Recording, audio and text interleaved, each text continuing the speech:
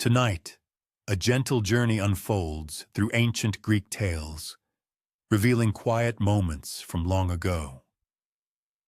These are the narratives that profoundly shaped a civilization, shared not with thunderous drama, but with the soft, persistent whisper of time itself.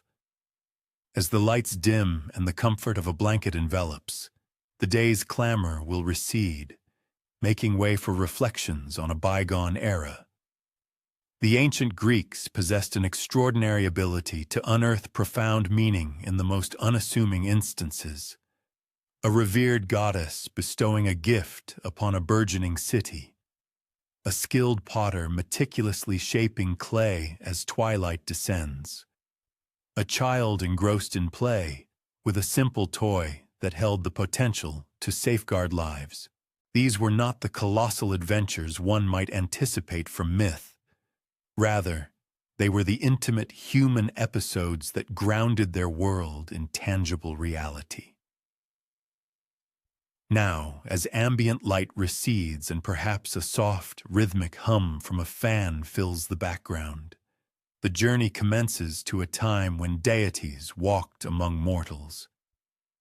Yet, even these powerful beings occasionally preferred serene moments over ostentatious displays of grandeur. Consider how the most significant triumphs sometimes manifest, not through clashing swords or raging tempests, but through the emergence of a single, perfectly conceived idea. Such was the case on a windswept hilltop in ancient Greece, where two formidable gods engaged in a contest. Their prize was not treasure or fleeting glory, but the singular honor of bestowing a name upon a city that, at that moment, existed only as a future promise. Envision the scene.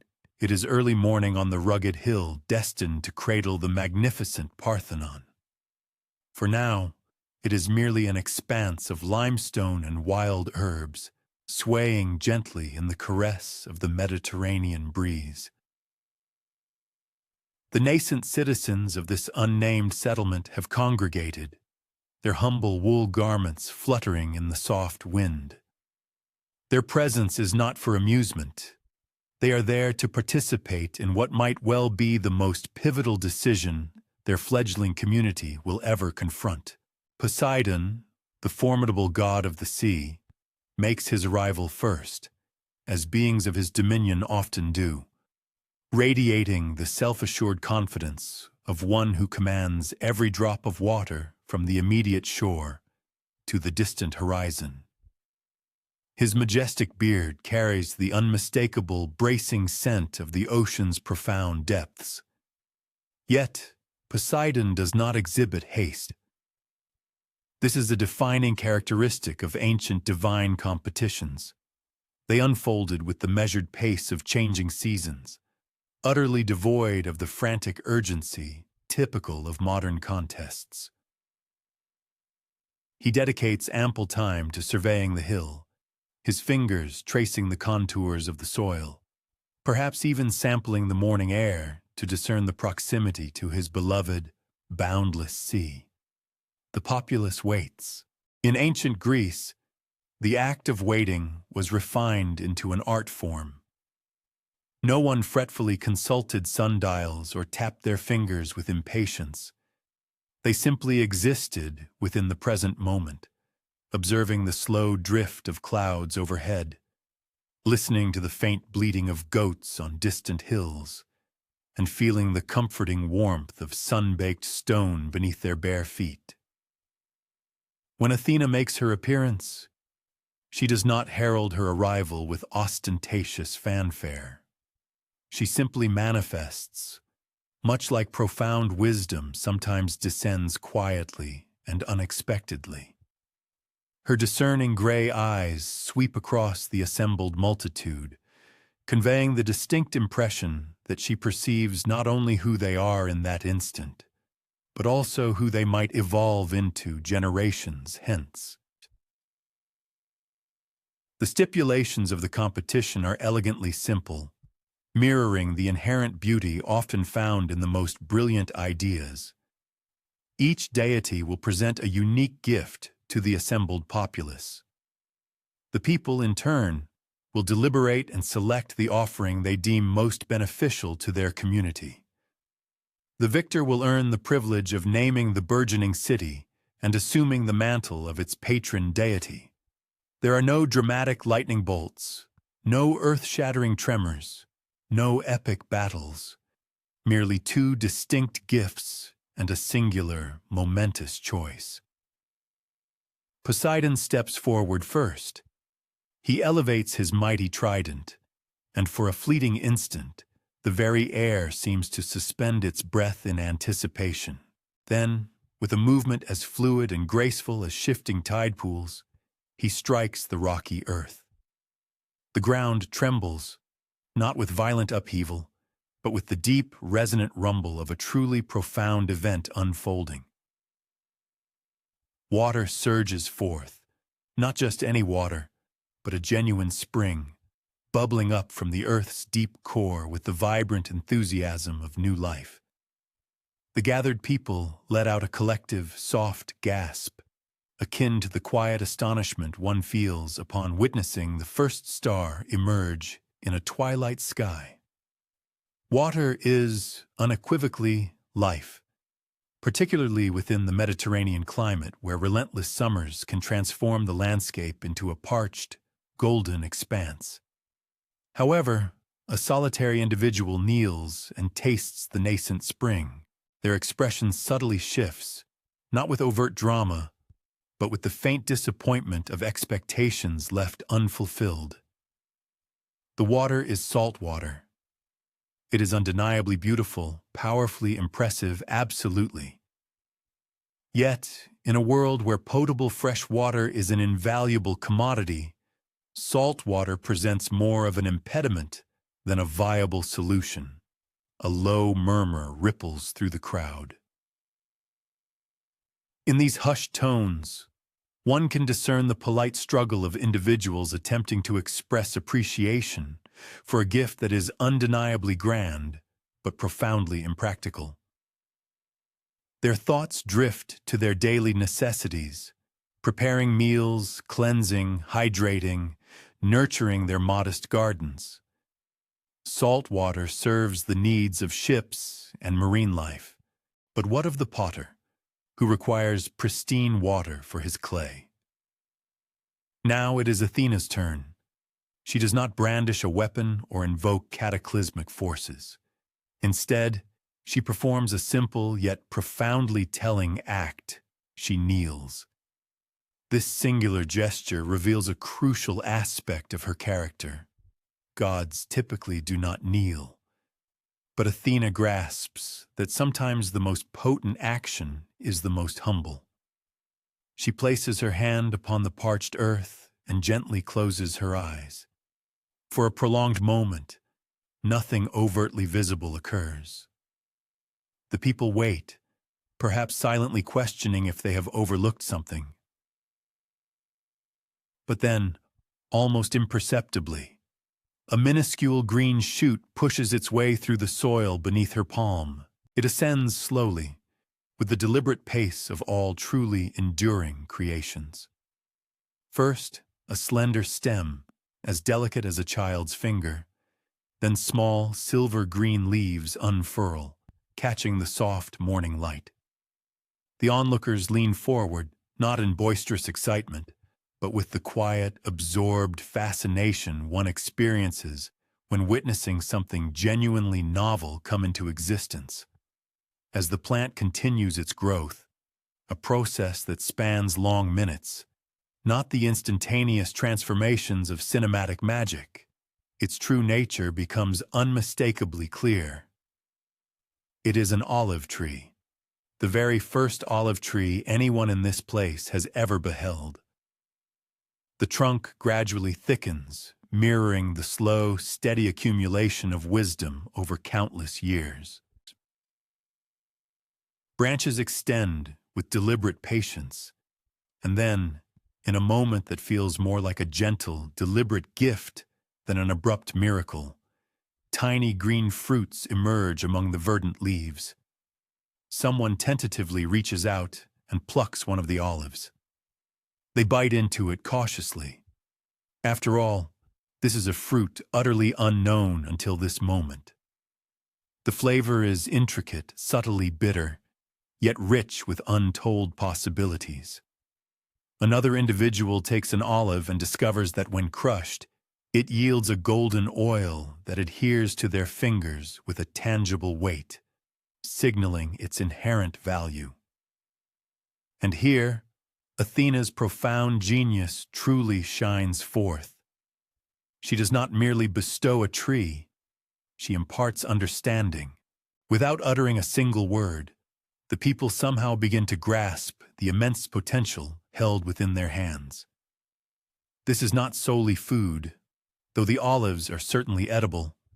This is not merely a tree, though its wood is robust and its shade a welcome respite. This is pure potential.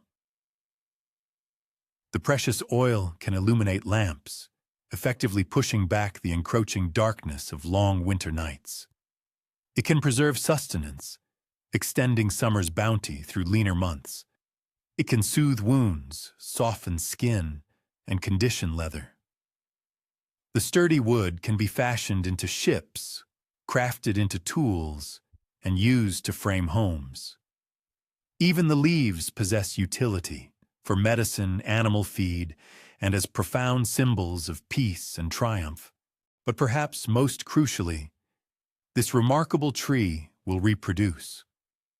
One tree will blossom into many, forming extensive olive groves, ultimately becoming a foundational pillar of an entire civilization. The people are not simply receiving a gift, they are being granted a future. The ensuing choice is made quietly. There is no dramatic proclamation, no boisterous cheering from the crowds.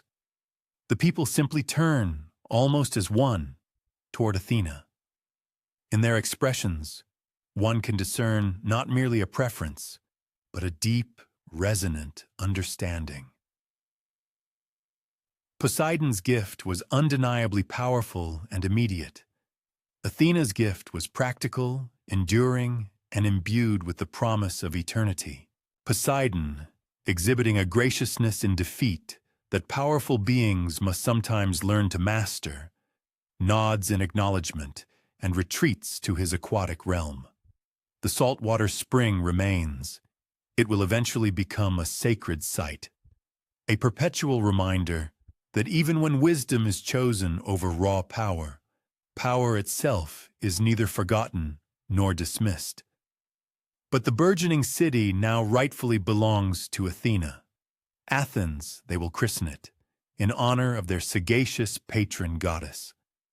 And millennia later, when one savors the rich taste of olive oil on warm, crusty bread, or observes an olive branch revered as a universal emblem of peace, they are tasting and witnessing the enduring echo of that serene morning. It was a morning when profound wisdom unequivocally proved itself more valuable than fleeting spectacle. The olive tree grew slowly on that inaugural day, its tenacious roots delving deep into the unyielding rocky soil, and in its patient, unwavering growth, one can perhaps perceive a reflection of Athens itself. Not the city of dramatic, thunderous myths, but the Athens of everyday existence, where skilled potters meticulously shaped clay, where eager children meticulously learned their letters, where ordinary people discovered that sometimes the most profound victories are secured, not by grand gestures, but by the discerning knowledge of precisely which seed to plant. That seminal olive tree from the preceding narrative did more than merely bestow a city with its name. It meticulously planted the foundational seed of an idea destined to fundamentally reshape the very way humanity conceives of thought itself. However, let us momentarily pause and vividly imagine the events that unfolded in the days immediately following that quiet, decisive competition on the windswept hill. The morning after Athena's triumphant victory, one would have observed the early Athenians engaged in a truly remarkable activity. They were discussing, not arguing vehemently, not making declarations, but genuinely deliberating and talking through the profound implications of this choice for their nascent community. Envision small, earnest groups gathered around the newly planted olive tree, their voices hushed in the crisp morning air, their hands perhaps unconsciously reaching out to gently touch the rough bark as they conversed. This, truly, is where the subsequent chapter of their story definitively begins. In the ancient world, the selection of a name for a burgeoning settlement transcended the mere act of verbal designation. Nomenclature, in that era, bore immense weight, embodying inherent power, establishing a distinct identity, and, most crucially, articulating a profound intention. To consecrate a place by assigning it the name of a deity was to forge a solemn covenant, declaring the very essence and aspiration for the community one sought to cultivate. An elder farmer, whose hands were perpetually etched and darkened by the earth's embrace, might well have been the first to articulate this sentiment. Athena, he could have mused, thoughtfully caressing an olive between his gnarled digits, has bestowed upon us a bounty we can utilize every single day, not merely in the present moment, but for our progeny and their descendants for generations untold. His utterance would resonate with the profound, grounded wisdom of one who intimately understood that fleeting, ostentatious offerings inevitably wane, whereas practical, enduring endowments steadily augment their value over time. A young mother, her infant nestled serenely in her arms, would likely have offered a quiet nod of agreement. Her thoughts would be consumed by the multifaceted utility of olive oil, its capacity to illuminate their dwelling safely through the long, dark winter nights, and its role in preserving foodstuffs, ensuring her child's sustenance through periods of scarcity. When we invoke the name Athens, she might have softly murmured, "We are declaring our collective resolve to embrace foresight and plan for the future."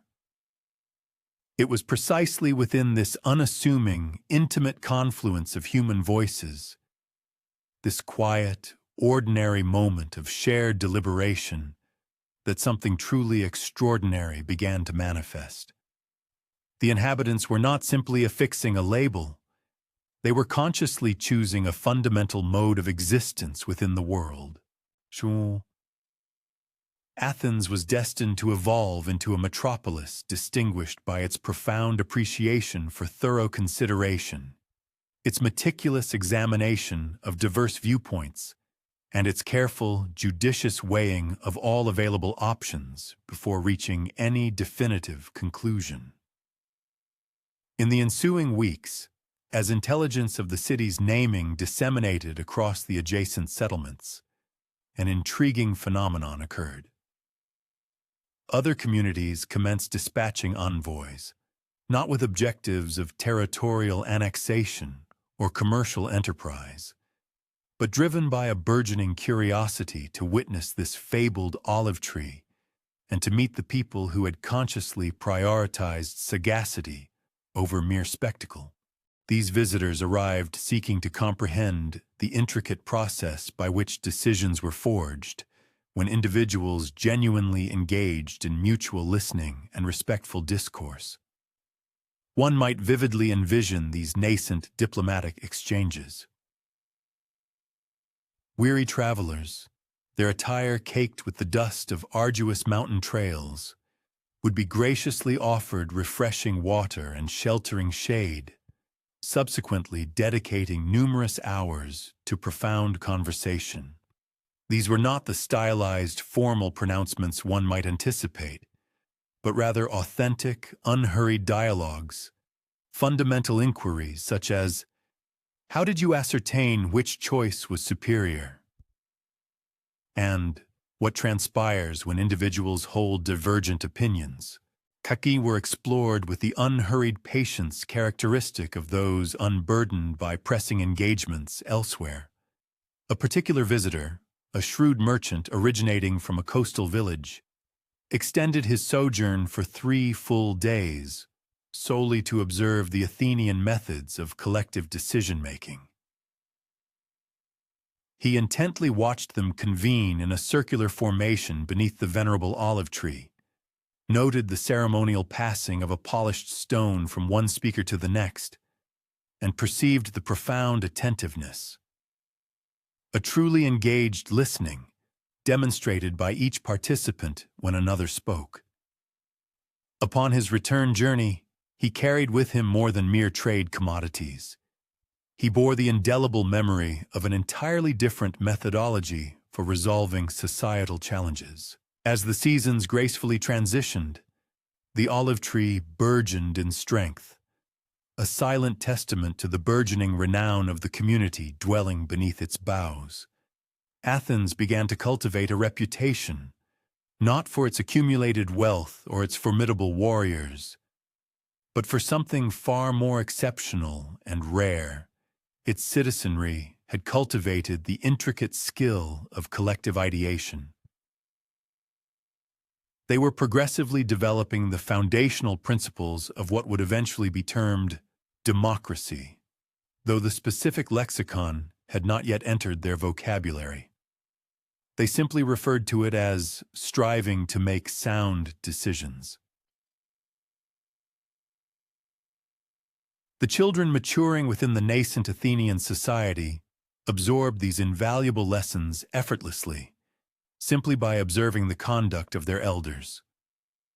A young boy might sit quietly during animated community discussions, internalizing the profound insight that every individual's perspective potentially contained a vital fragment of the overarching truth.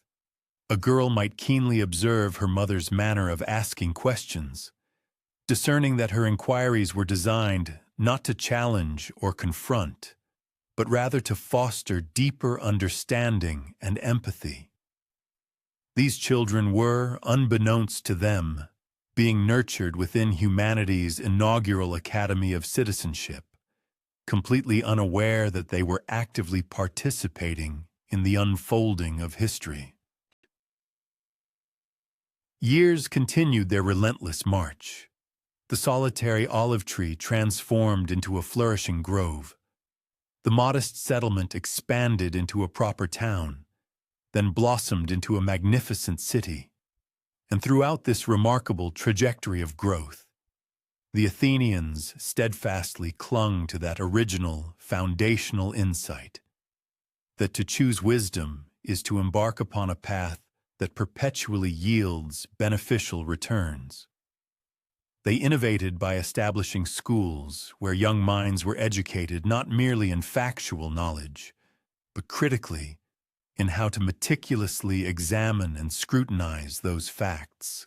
Furthermore, they consciously created dedicated public spaces where citizens could convene to engage in robust and meaningful debate on matters of paramount importance. Yet, perhaps most significantly, Athens began to attract intellectual luminaries from every corner of the known world, esteemed philosophers, dedicated teachers, eager students, individuals who had been drawn by persistent whispers of a place where the act of asking incisive questions was esteemed far more profoundly than merely possessing ready-made answers. These discerning visitors would arrive with the expectation of unearthing some esoteric knowledge, some hidden, arcane wisdom. Instead, they discovered something simultaneously simpler and far more radical. A vibrant community unequivocally committed to the collaborative process of understanding and resolving issues together. Among these inquisitive sojourners was a young man who would, in due course, become universally recognized as Socrates.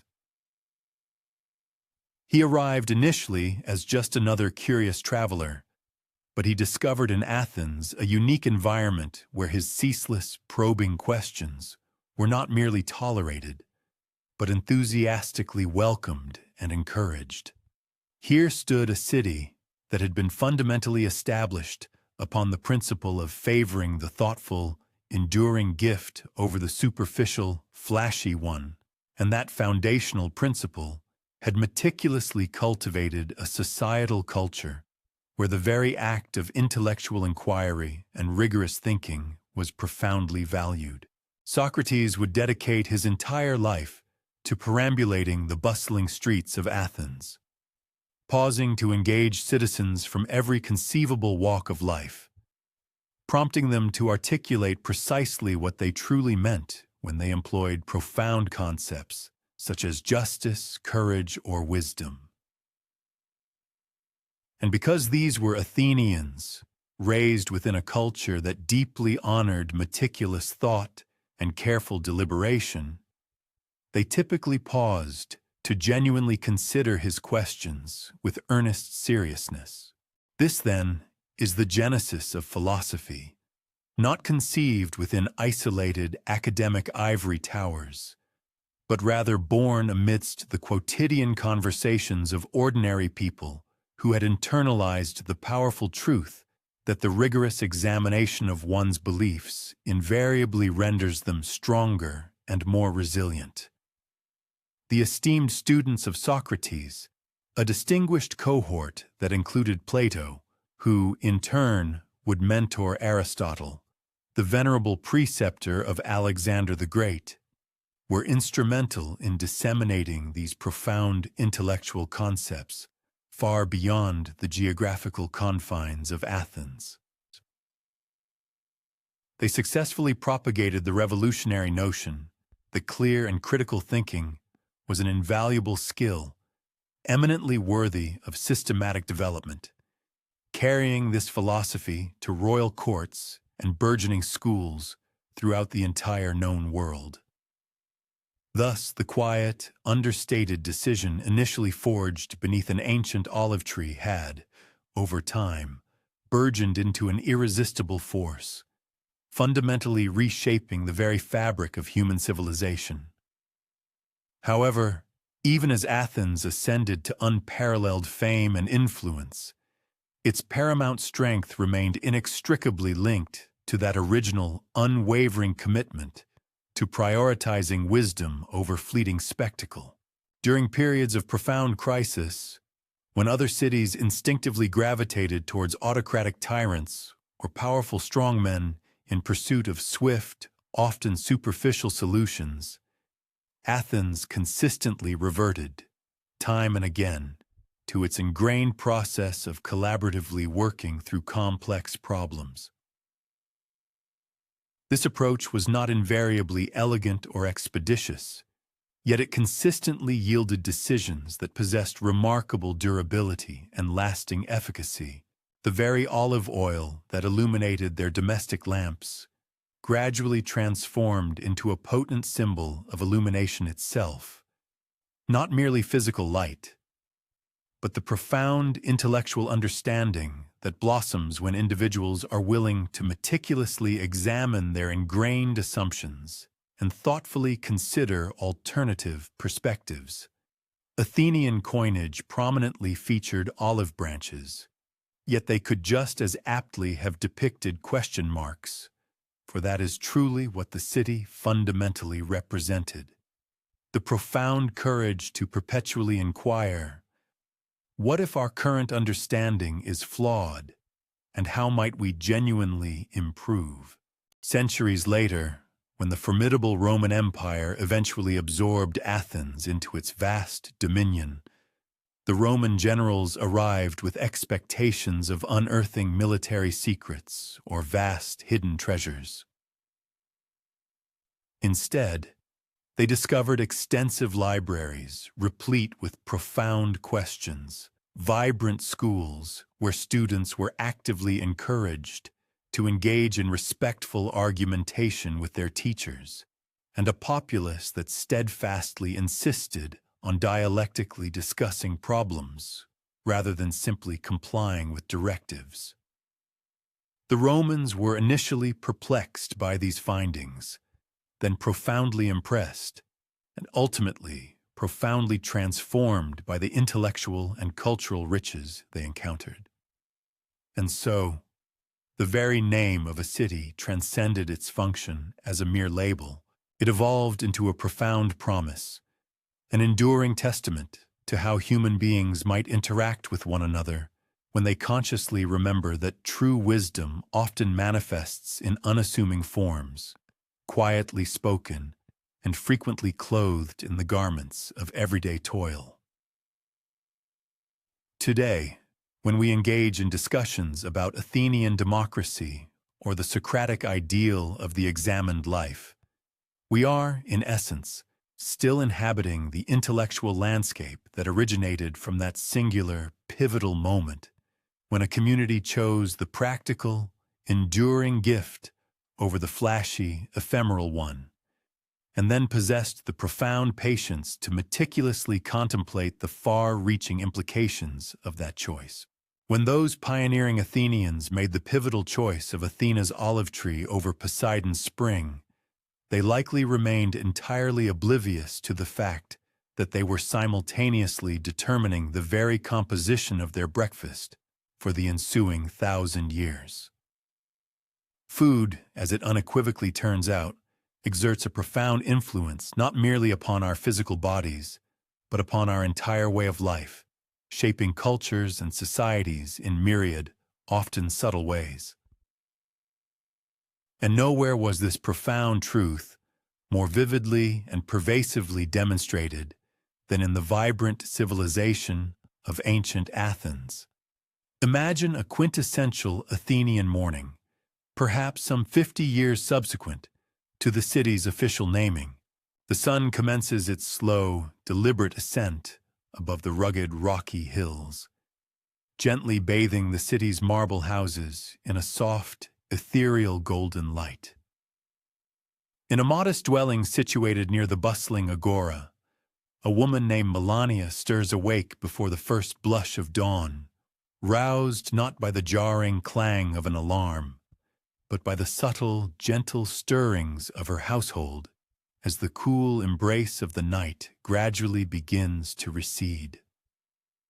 Her initial and most fundamental task, a timeless ritual shared by mothers across all epochs, is to provide nourishment for her family. Yet it is precisely at this juncture that ancient Athens truly reveals its distinctive character. Melania's preparation of breakfast is both remarkably simpler and profoundly more significant than one might initially anticipate. She commences with bread, not the soft, airy, and often refined loaves to which we are accustomed in modern times, but rather dense, robust, and coarsely textured bread meticulously fashioned from barley. Wheat in that era was a costly commodity, typically reserved as a luxury for special festivities or grand occasions. Barley, conversely, constituted the ubiquitous grain of everyday existence, substantial, deeply satisfying, and serving as the indispensable foundation of virtually every meal. However, the barley bread was never consumed unadorned. Melania would generously drizzle it with precious olive oil, that divine and enduring gift from Athena, and perhaps, as a finishing touch, sprinkle it delicately with crystalline sea salt, a valuable commodity acquired through trade with neighboring coastal villages. This seemingly unpretentious combination of ingredients encapsulated the very essence of what rendered Athens viable and prosperous. Grain harvested from the surrounding fertile countryside, oil extracted from the hallowed groves, and salt procured from the expansive sea that served as their vital conduit to the wider world. 3 simple ingredients, yet collectively, they eloquently narrated the compelling story of a burgeoning civilization learning to not only survive, but to truly flourish within a challenging and often unforgiving landscape. As Melania meticulously prepares the morning meal, one might envision her carefully incorporating a handful of olives, their piquant flavor still sharp from the tree, having been conscientiously preserved in their natural saline solution. Her offspring would stir from slumber, greeted by the evocative aroma of this unadorned repast, thereby absorbing from their tenderest years the profound lesson that sustenance transcended mere caloric intake. It was an unbreakable bond to their polis's very essence. Each wholesome bite of bread served as a tangible link to the diligent cultivators who nurtured the sprawling grain fields, while every precious drop of golden olive oil narrated the ancient saga of their revered patron deity, Athena, whose bounty graced their tables. However, the morning meal merely marked the commencement of a deeply ingrained culinary philosophy. The inhabitants of ancient Athens cultivated a relationship with their foodstuffs that was simultaneously more circumscribed and profoundly more deliberate than contemporary dietary habits. Their consumption was dictated by what the immediate environs yielded, what the prevailing season generously offered, and what provisions could be safely conserved to endure the lean winter period. Far from being perceived as a deprivation or limitation, this approach fostered a deep sense of intimacy with their nourishment. Consequently, every Athenian citizen possessed precise knowledge regarding the provenance of their victuals, a certainty born from the simple geographical reality that their provisions could not traverse great distances to reach them. The midday repast, often a less formalized affair if indeed observed as a distinct meal, typically comprised a modest selection of dried figs, their natural sugars concentrated by the sun, creamy soft cheese derived from the milk of local goats, and an additional portion of staple bread, generously drizzled with olive oil. These figs possessed a natural sweetness ample enough to gratify what modern palates might identify as a yearning for dessert, yet they offered sufficient caloric substance to energize an entire afternoon of strenuous labor. The artisanal cheese, rich in protein and calcium, supplied the vital nutrients necessary for sustaining the populace engaged in the monumental construction of the temples and intricate sculptures that would ultimately secure Athens's enduring renown. Once more, the dietary components were straightforward, yet each was exquisitely adapted to both the Mediterranean climate and the prevailing cultural requisites. It is at this juncture that the narrative truly captivates. The seeming unpretentiousness of their dietary staples inadvertently fostered a remarkable and unforeseen societal dynamic. Given that meals necessitated neither intricate culinary processes nor procurement of rare imported ingredients, the actual act of cooking consumed significantly less time. Conversely, the experience of dining itself became a protracted affair. Athenian households habitually protracted their enjoyment of these unadorned meals, engaging in animated conversation, deliberating upon the day's occurrences, and recounting cherished anecdotes. In essence, the family dinner table transformed into a microcosm of their burgeoning democracy, an intimate forum where even the youngest members were encouraged to articulate their viewpoints and cultivate the crucial skill of attentive listening to others. The climactic culinary occasion of the day, the evening meal, frequently showcased fish, particularly for families residing proximate to the coastline or those possessing the means to undertake a journey to the bustling fish market. Typically, diminutive fish would be expertly grilled whole over glowing charcoal embers, meticulously seasoned with the aromatic herbs that flourished untamed on the neighboring hillsides, pungent oregano, fragrant thyme, and earthy rosemary. As the sun gracefully dipped below the horizon, the collective exhalation of smoke from myriad cooking fires would gently permeate the urban landscape, weaving a pervasive communal scent that resonated with every Athenian as the very essence of home. Remarkably, vegetables constituted a more substantial component of the ancient Athenian diet than one might initially surmise. This prominence stemmed not from a conscious choice towards vegetarianism, but rather from the economic reality that meat was a costly commodity, whereas vegetables offered a consistently reliable food source. One could easily envision Melania preparing hearty lentils stewed with pungent onions and aromatic garlic, or perhaps chickpeas mashed to a creamy consistency with rich olive oil and a medley of fresh herbs.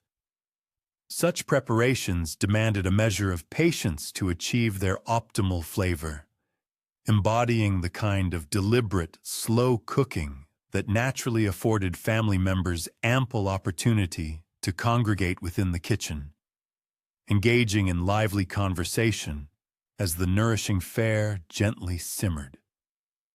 Wine, a ubiquitous beverage, graced the majority of evening meals, though its consumption differed markedly from contemporary practices. Ancient Hellenic wine was invariably blended with water, occasionally in a ratio of 2 parts water to a single part wine, and at times even more extensively attenuated. The primary objective behind this dilution was not to induce intoxication. Rather, it served the dual purpose of providing a palatable and hygienically safe fluid for consumption. Untreated water, in an era devoid of modern sanitation, frequently posed significant health risks, whereas wine combined with water offered both an agreeable taste and a salubrious alternative. Even youngsters partook of this diluted vintage, thereby internalizing the virtue of moderation as an intrinsic facet of their maturation. Yet, arguably the most indispensable component incorporated into any Athenian repast was the rich tapestry of conversation. Sustenance was never consumed in quietude, nor hastily devoured to transition to ostensibly more critical pursuits. On the contrary, the meal itself constituted the preeminent activity of the day. It was within this intimate setting that pivotal familial decisions were deliberated and finalized, where progeny absorbed the sagas and wisdom of their forebears, and where neighboring individuals exchanged current events and divergent perspectives.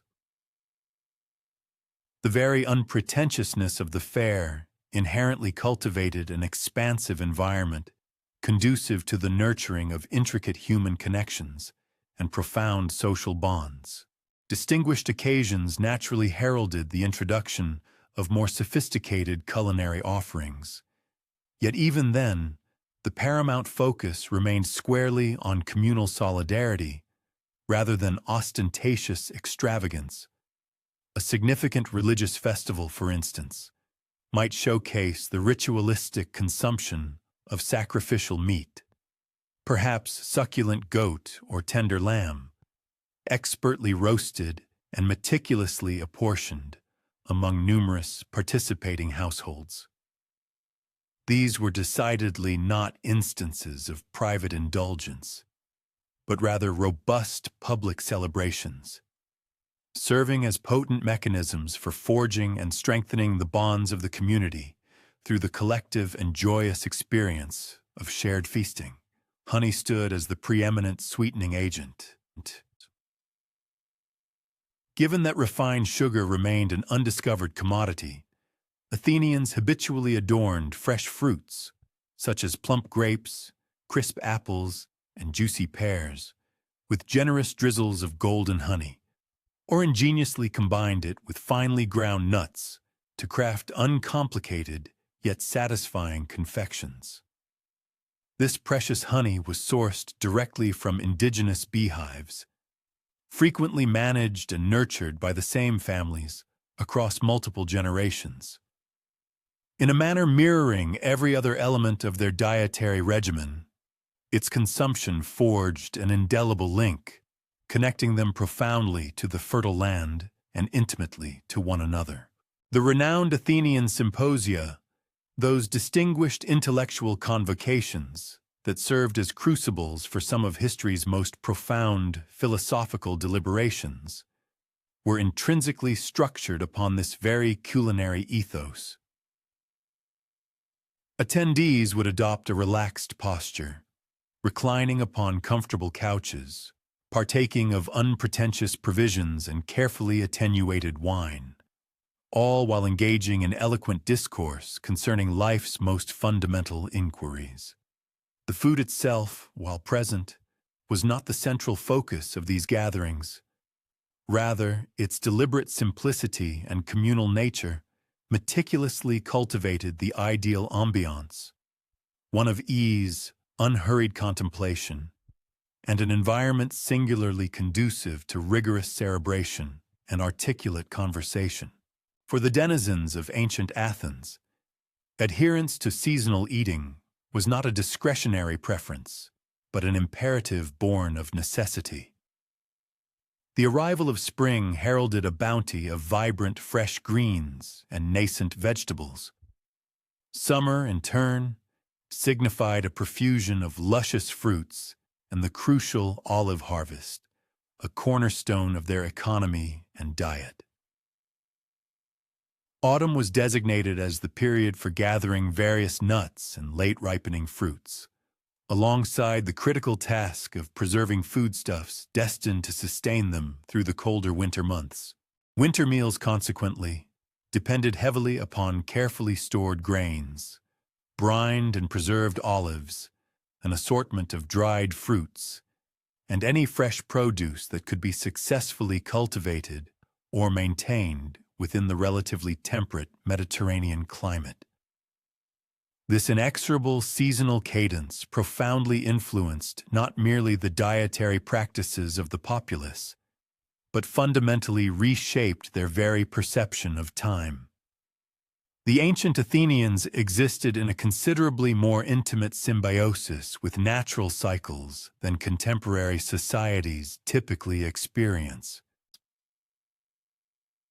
They possessed an inherent understanding, forged through direct observation and experience, that periods of ample provision inevitably succeed times of scarcity, that the diligent act of preservation held equivalent significance to the initial act of production, and that a patient appreciation for unadorned gratifications frequently delivered a more profound and enduring contentment than the restless pursuit of ostentatious ones.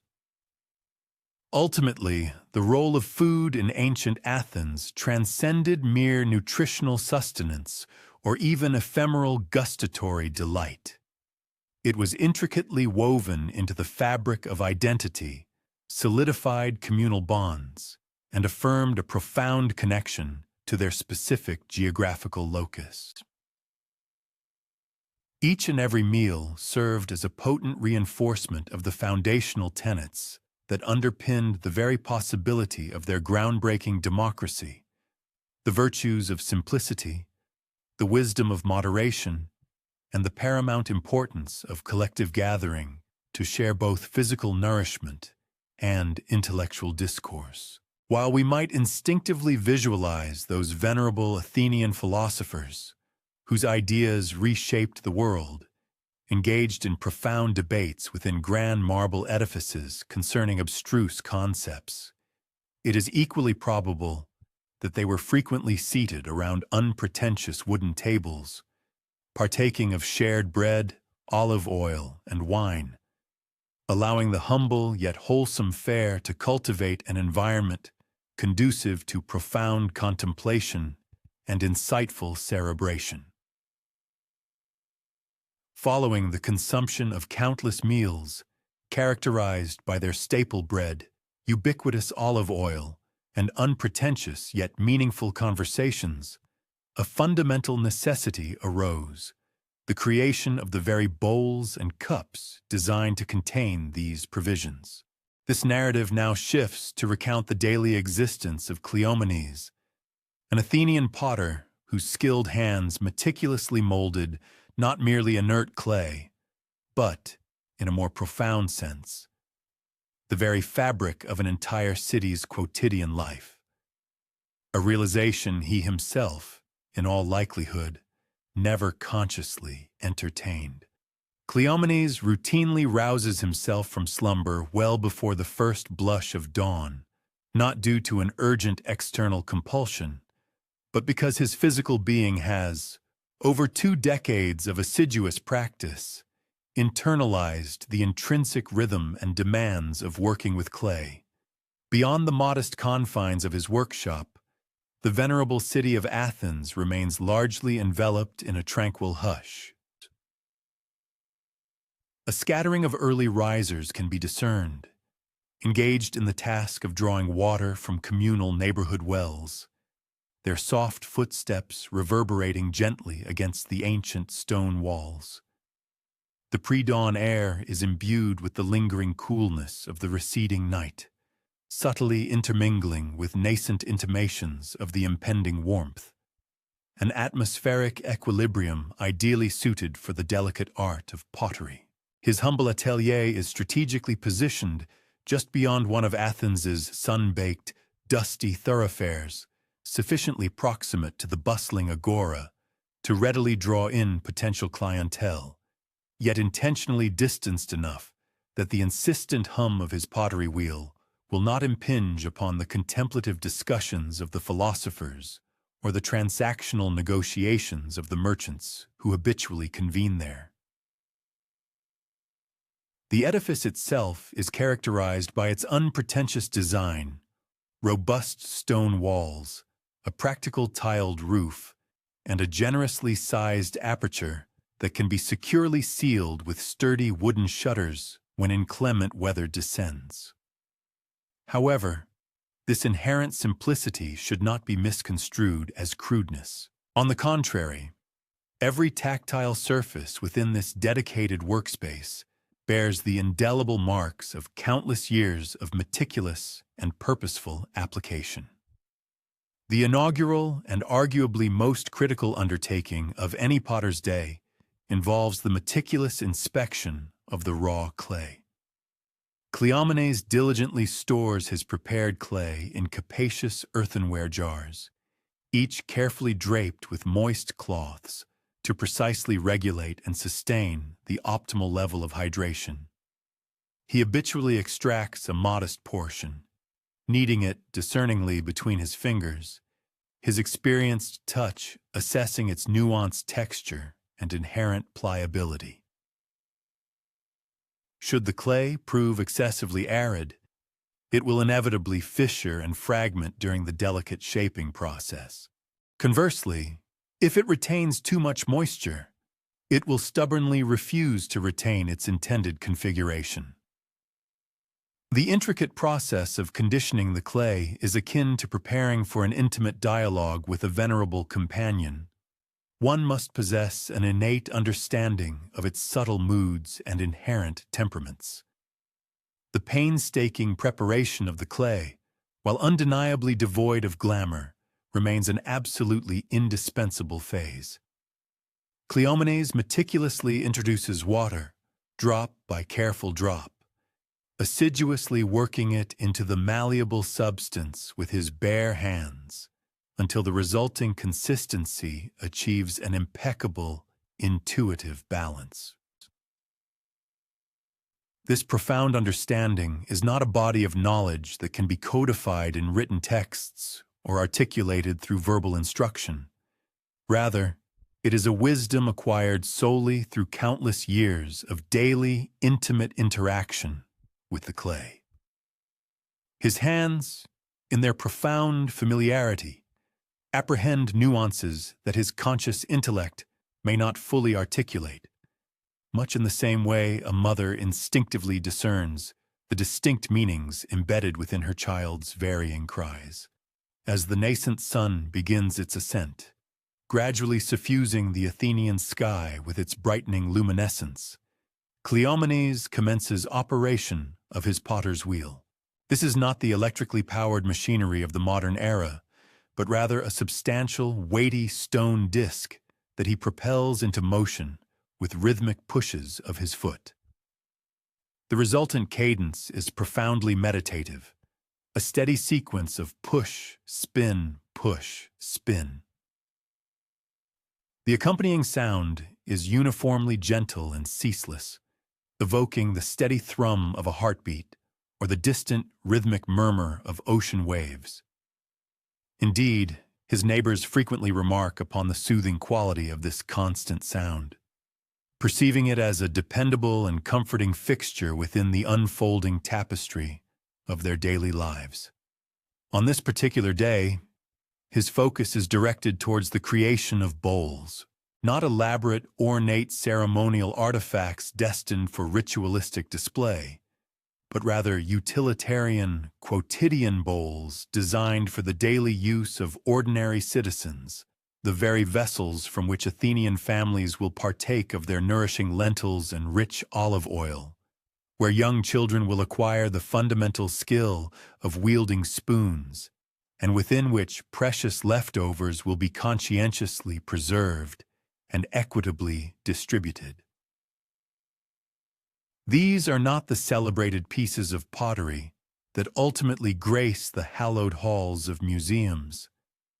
Instead, they are the unassuming yet profoundly significant objects that, through their sheer practicality and pervasive utility, genuinely facilitated the very functioning and flourishing of civilization itself. The initial paramount action in the pottery process involves precisely centering the mass of clay upon the wheel, an endeavor considerably more challenging than its appearance suggests. The clay must achieve an impeccable state of equilibrium, otherwise every subsequent stage of creation will result in a distorted or malformed vessel. Cleomenes applies a delicate, nuanced pressure with his thumbs, incrementally adjusting and readjusting the yielding material until the clay rotates with an unwavering, perfectly stable motion. There resides an intrinsic gratification in that precise instant when all elements achieve perfect equipoise. The obstinate clay ceases its resistance and willingly enters into harmonious cooperation with the potter's intent. As the skilled craftsman, Cleomenes meticulously begins to sculpt the inaugural vessel, his thoughts drift contemplatively to the very genesis of the raw earth in his hands. This specific, pliable clay, so essential to his craft, originates from rich geological deposits, situated merely a day's arduous trek from the bustling city of Athens, an area renowned for its soil's perfectly balanced amalgamation of vital minerals. He possesses an intimate familiarity with every link in this vital chain, the diligent individual responsible for unearthing it, the sturdy donkey that faithfully transports it to the vibrant marketplace, and the precise, well-trodden path it traverses before finally arriving at the threshold of his humble workshop.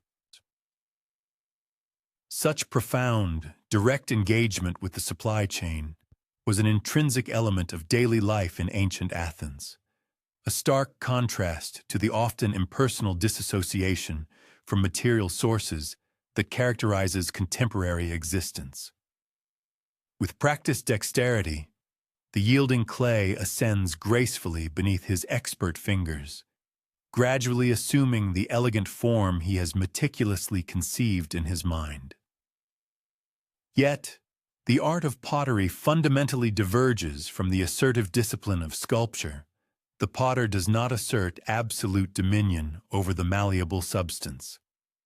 Rather, he engages in a delicate collaboration, honoring and harnessing the clay's inherent properties and inclinations, gently coaxing it towards its ultimate purpose of utility. An excessive application of force inevitably leads to the fragile walls buckling and collapsing into a formless heap. Conversely, an insufficient touch results in the vessel remaining stubbornly inert, perpetually flat and devoid of function. This intricate process is, in essence, an unceasing dialogue, a continuous negotiation that imperatively demands both unwavering patience and acute, focused attention. As the morning hours steadily advance, the first patrons of Cleomenes' artisanal workshop begin to materialize, their presence signaling the commencement of the day's commerce and human interaction. Among them arrives a youthful mother, her primary need being a sturdy, fresh feeding cup for her boisterous toddler.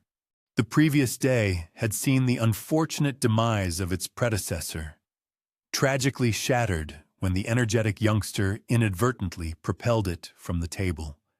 With discerning care, she scrutinizes several available choices, assessing their heft and equilibrium, meticulously verifying that the rim possesses an adequate smoothness, suitable for tender, developing lips.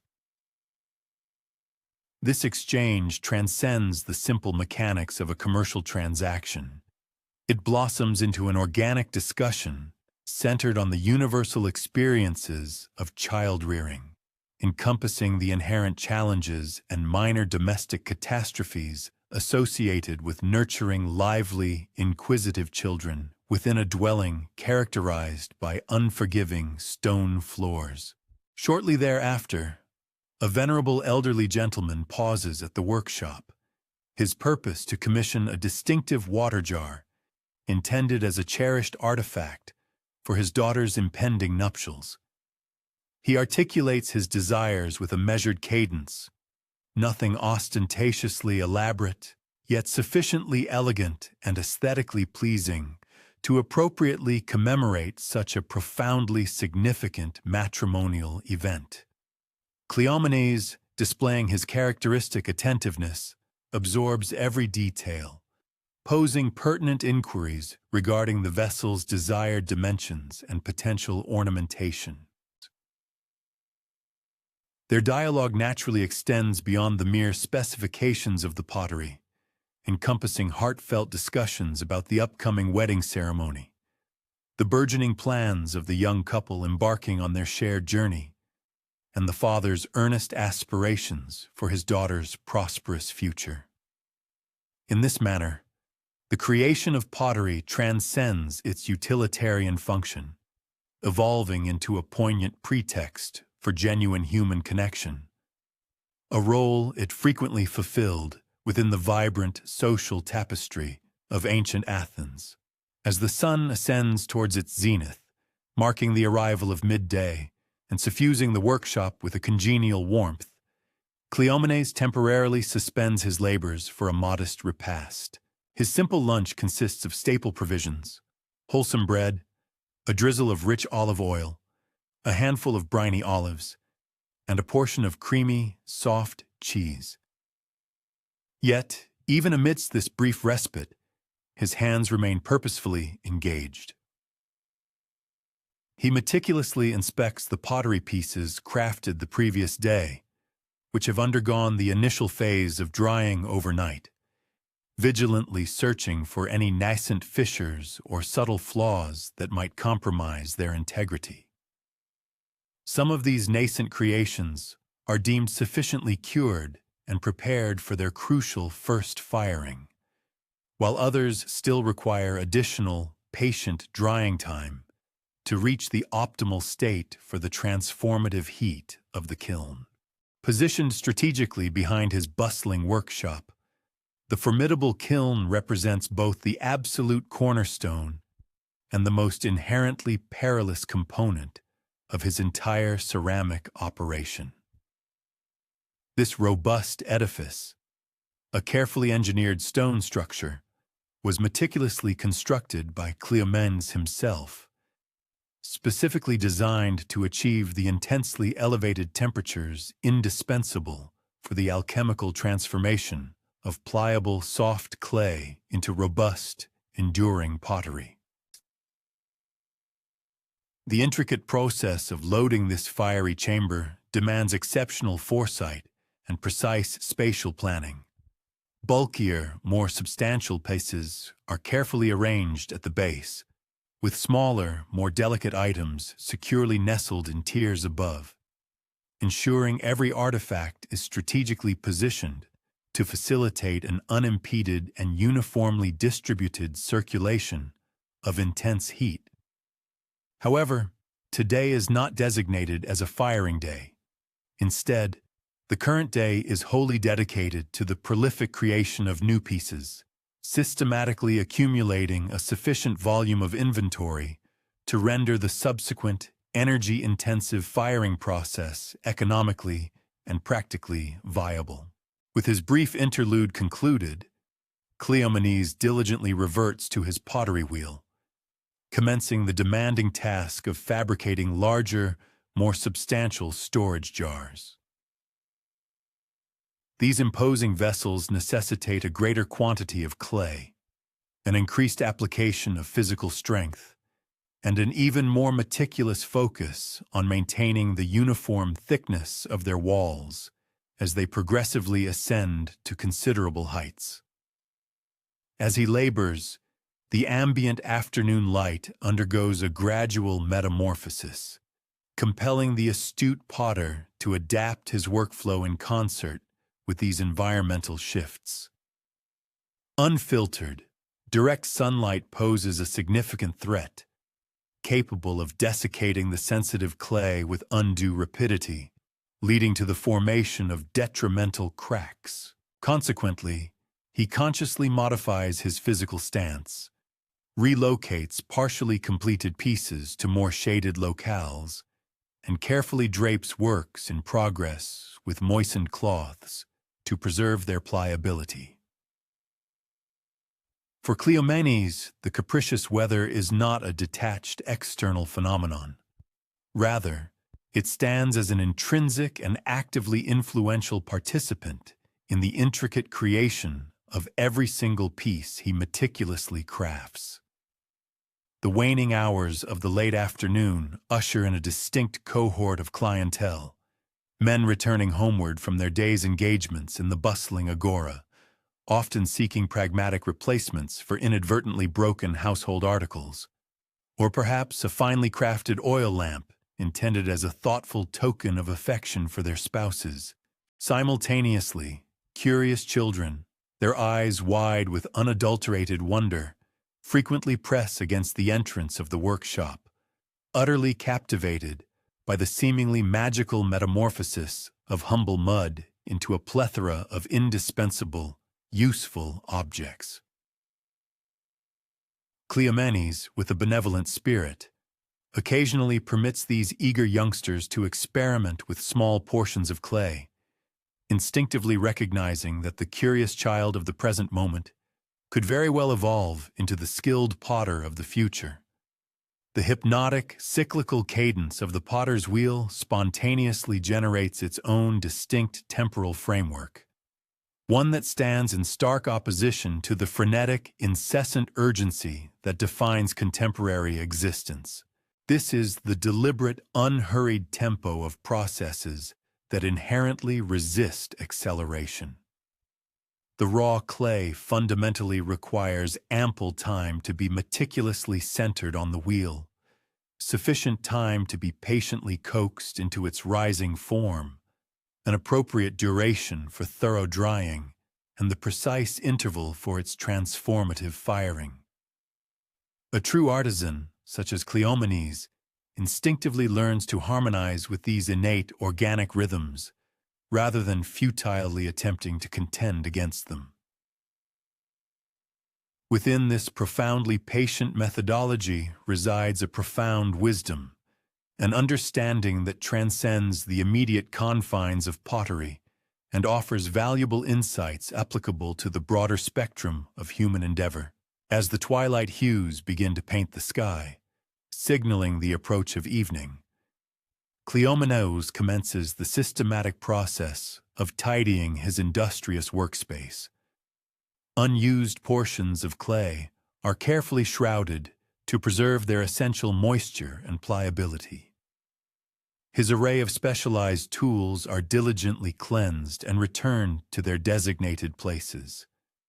The entire workspace is meticulously swept, clearing away the accumulated clay fragments and fine dust that are the inevitable byproducts of his daily craft.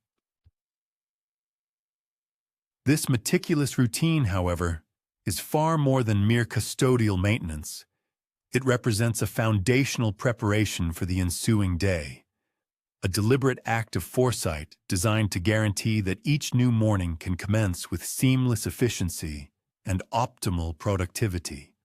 Outside the confines of the workshop, the ancient thoroughfares are undeniably permeated with fine dust, churned into the air by the ceaseless foot traffic of citizens diligently making their way homeward after extended days filled with labor, commerce, and engaging discourse. Yet, within the sanctuary of the pottery workshop, an atmosphere of tranquil readiness prevails.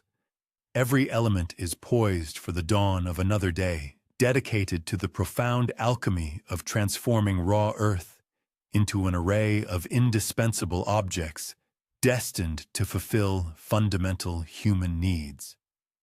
The gracefully contoured bowls fashioned this very day will, in due course, cradle the sustenance of tomorrow's meals.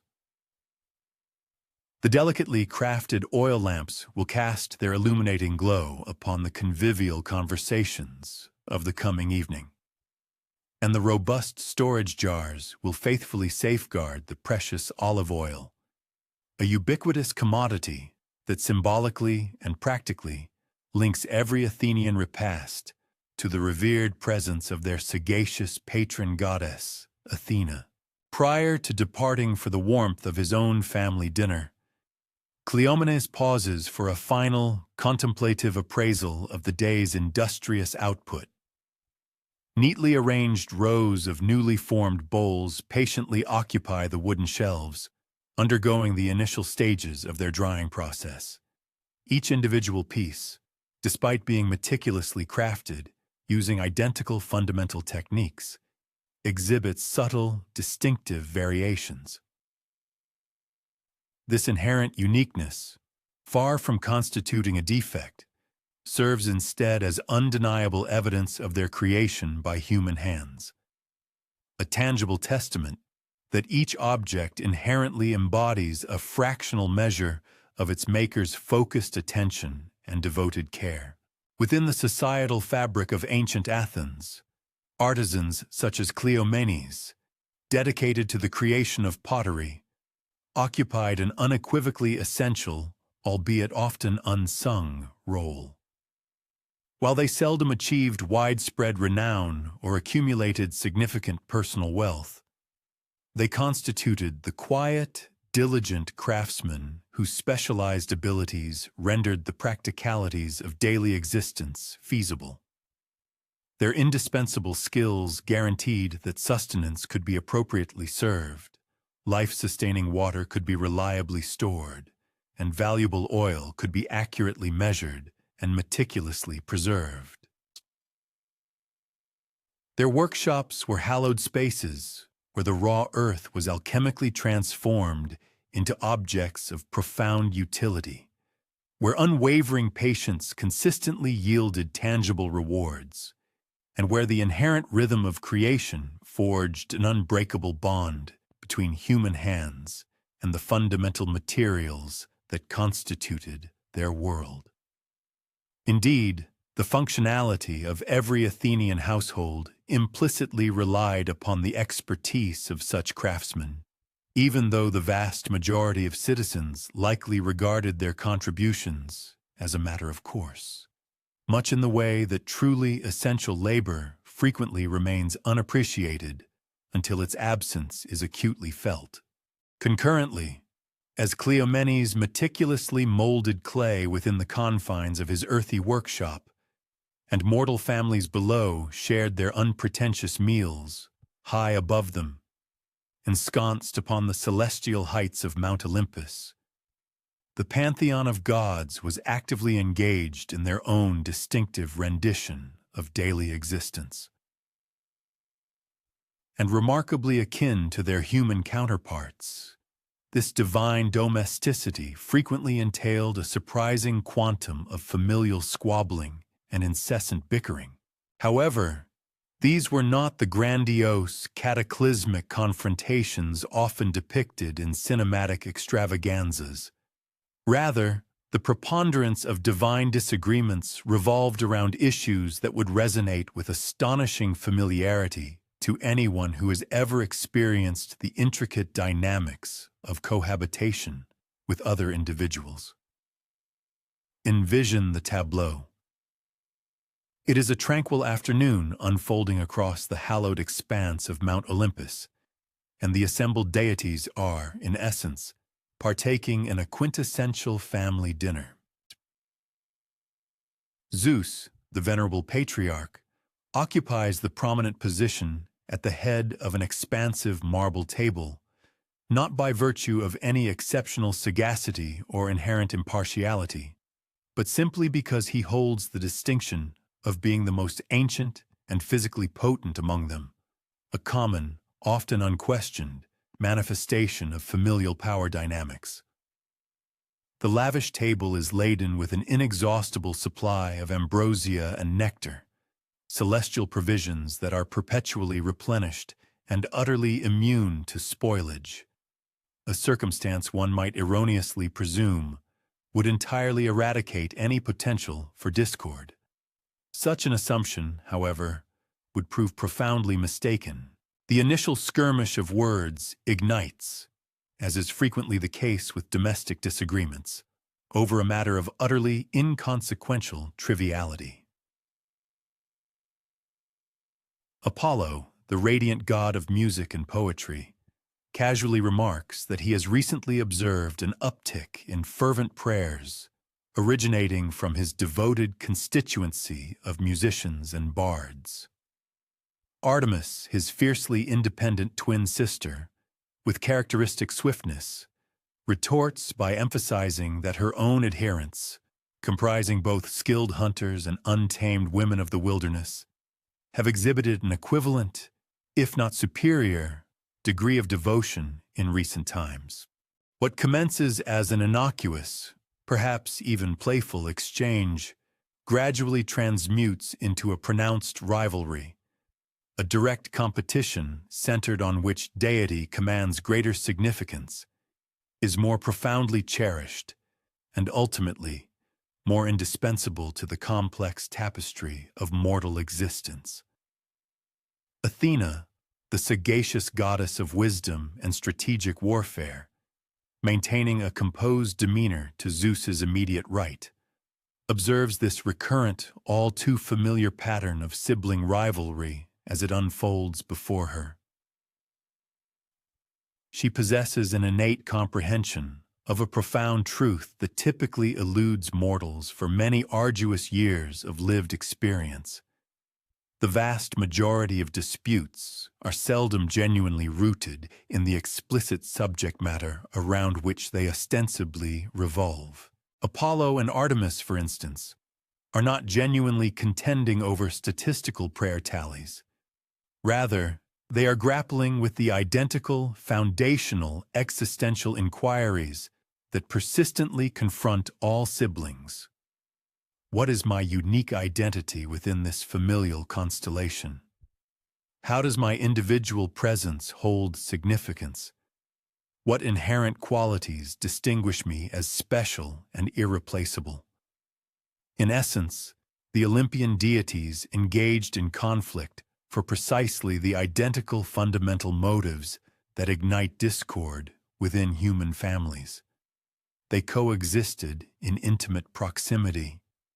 They possessed strikingly divergent personalities, and critically, they were inextricably bound to one another for the entirety of eternity. Consider the profound implications of never possessing the option to relocate from your childhood abode, never being afforded the opportunity to transition to a different profession, or never being able to circumvent the inevitable encounters with extended relatives during festive holiday gatherings. Now, magnify that scenario by envisioning a familial unit where every single member wields boundless supernatural powers and possesses an unparalleled capacity to harbor grievances for not mere decades, but for entire centuries. This potent concoction, this unique blend of immutable circumstances and formidable attributes, constitutes the definitive formula for the often tempestuous dynamics that characterize the Olympic family. Consider, for instance, the archetypal example of Hera and Zeus. Their enduring marital contentions were not epic, cosmic clashes between the fundamental forces of order and chaos. Rather, they mirrored the deeply familiar disagreements characteristic of a long-established, intricately intertwined couple who had, over millennia, mastered the art of provoking each other with almost surgical precision.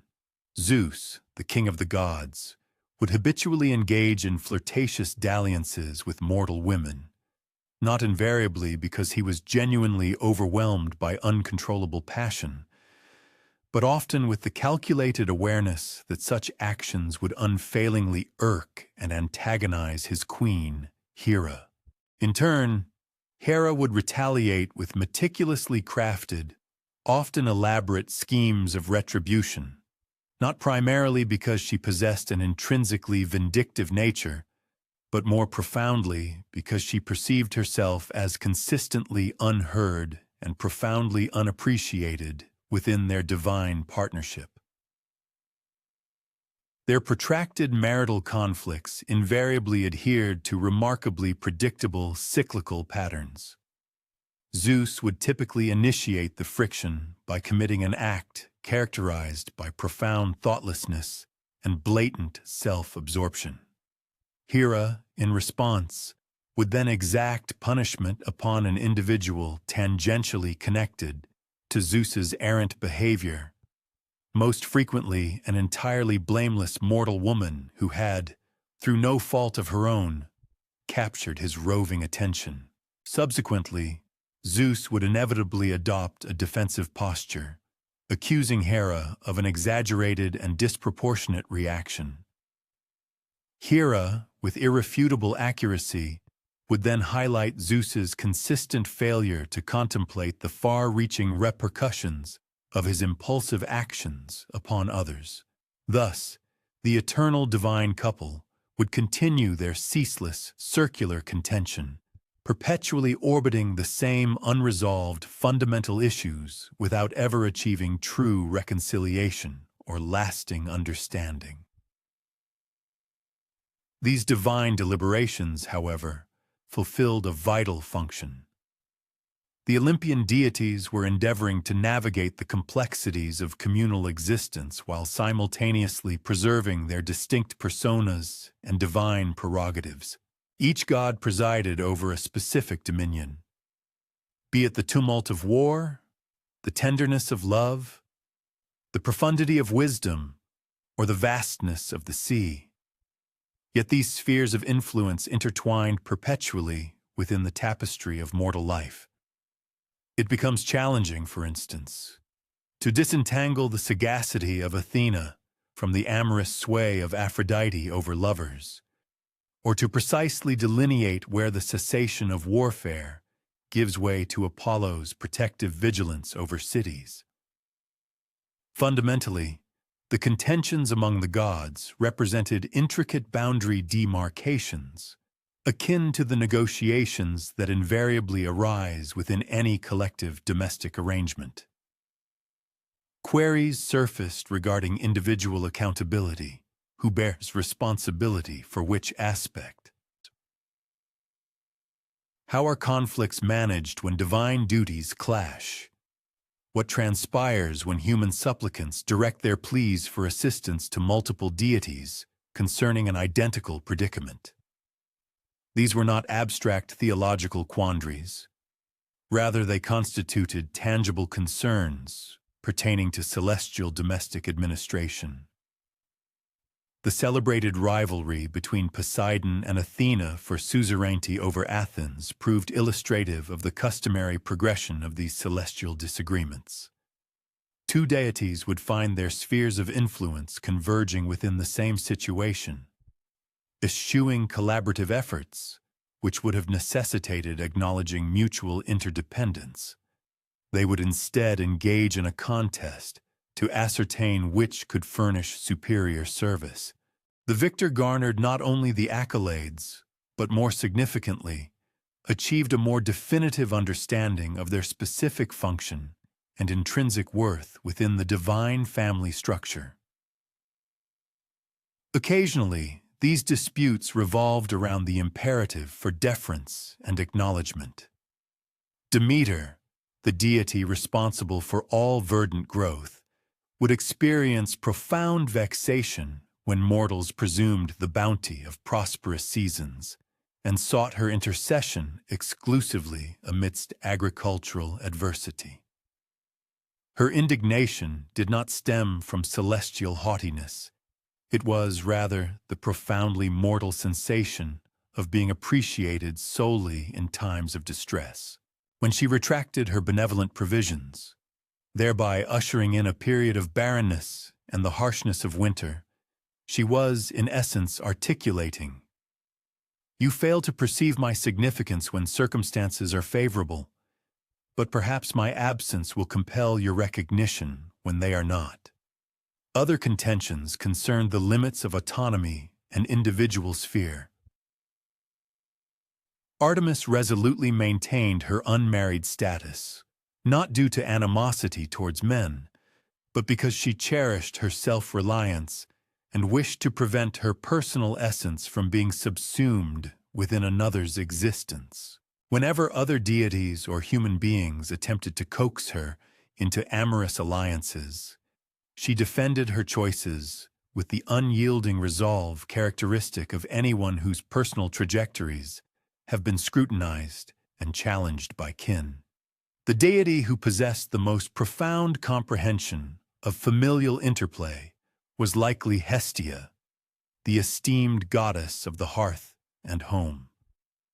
She seldom interjected herself into confrontational exchanges, focusing instead on preserving the sanctity of domestic spheres where family life naturally unfolded.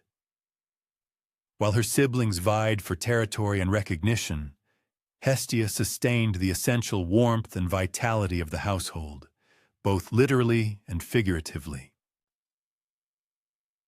She intuitively grasped that an unwavering fulcrum was necessary, around which all the tumultuous narratives could securely unfold. Yet even the tranquil Hestia possessed discernible boundaries. When the escalating arguments among the other gods began impacting human households, when celestial contentions instigated conflicts that sundered parents from children, or when vengeful divine acts shattered familial units, Hestia would articulate her concerns. Her interventions were infrequent yet potent, precisely because all understood that she only got involved when circumstances had escalated beyond acceptable parameters. The gods' arguments also mirrored their divergent methodologies for conflict resolution. Ares, for instance, desired to resolve all contention through immediate combat, bringing the disagreement into the open and concluding it via unmediated engagement. Athena, conversely, favored sagacious deliberation and extended foresight. Aphrodite postulated that the majority of predicaments found their amelioration through enhanced interpersonal bonds and effective ties. Hermes, the cunning messenger, believed all matters were amenable to diplomatic maneuvering given the opportune perspective. These manifestations transcended mere individual idiosyncrasies. They embodied distinct and legitimate methodologies for handling conflict. The gods' arguments served as a means of evaluating the efficacy of these methods in direct comparison.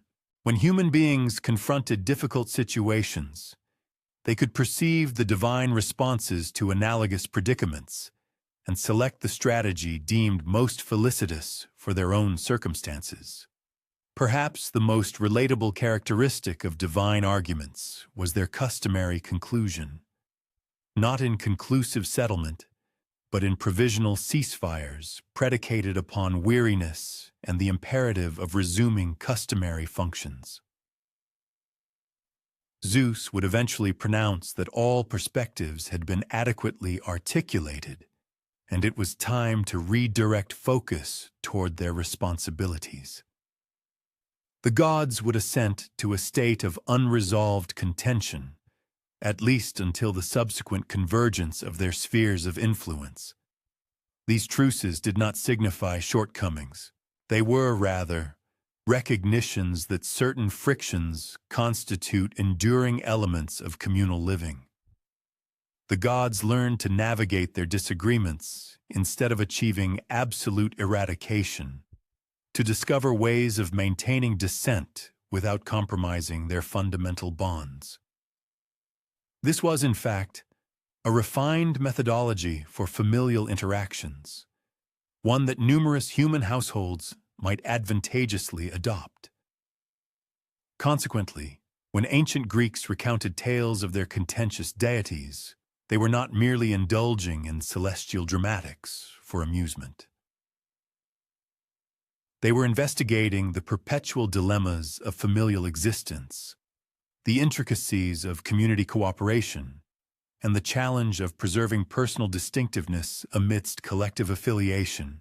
The gods engaged in conflict for the same fundamental reasons humans do, because passionately investing in a matter occasionally necessitates divergent viewpoints, because cohabitation demands incessant mediation, and because even immortal beings must ascertain their intrinsic selves while concurrently integrating into a grander collective. Just as the gods navigated their familial intricacies around that perpetual Olympian council down on earth, the consequences of their divine focus and their disputes manifested in profoundly human circumstances. This narrative now turns to Nicias, an agrarian who resided just beyond the city limits of Athens, and the pivotal day his unremarkable existence converged with celestial intercession in the most commonplace manner imaginable. Nicias possessed no extraordinary distinction, which precisely rendered him the ideal subject for this unfolding narrative.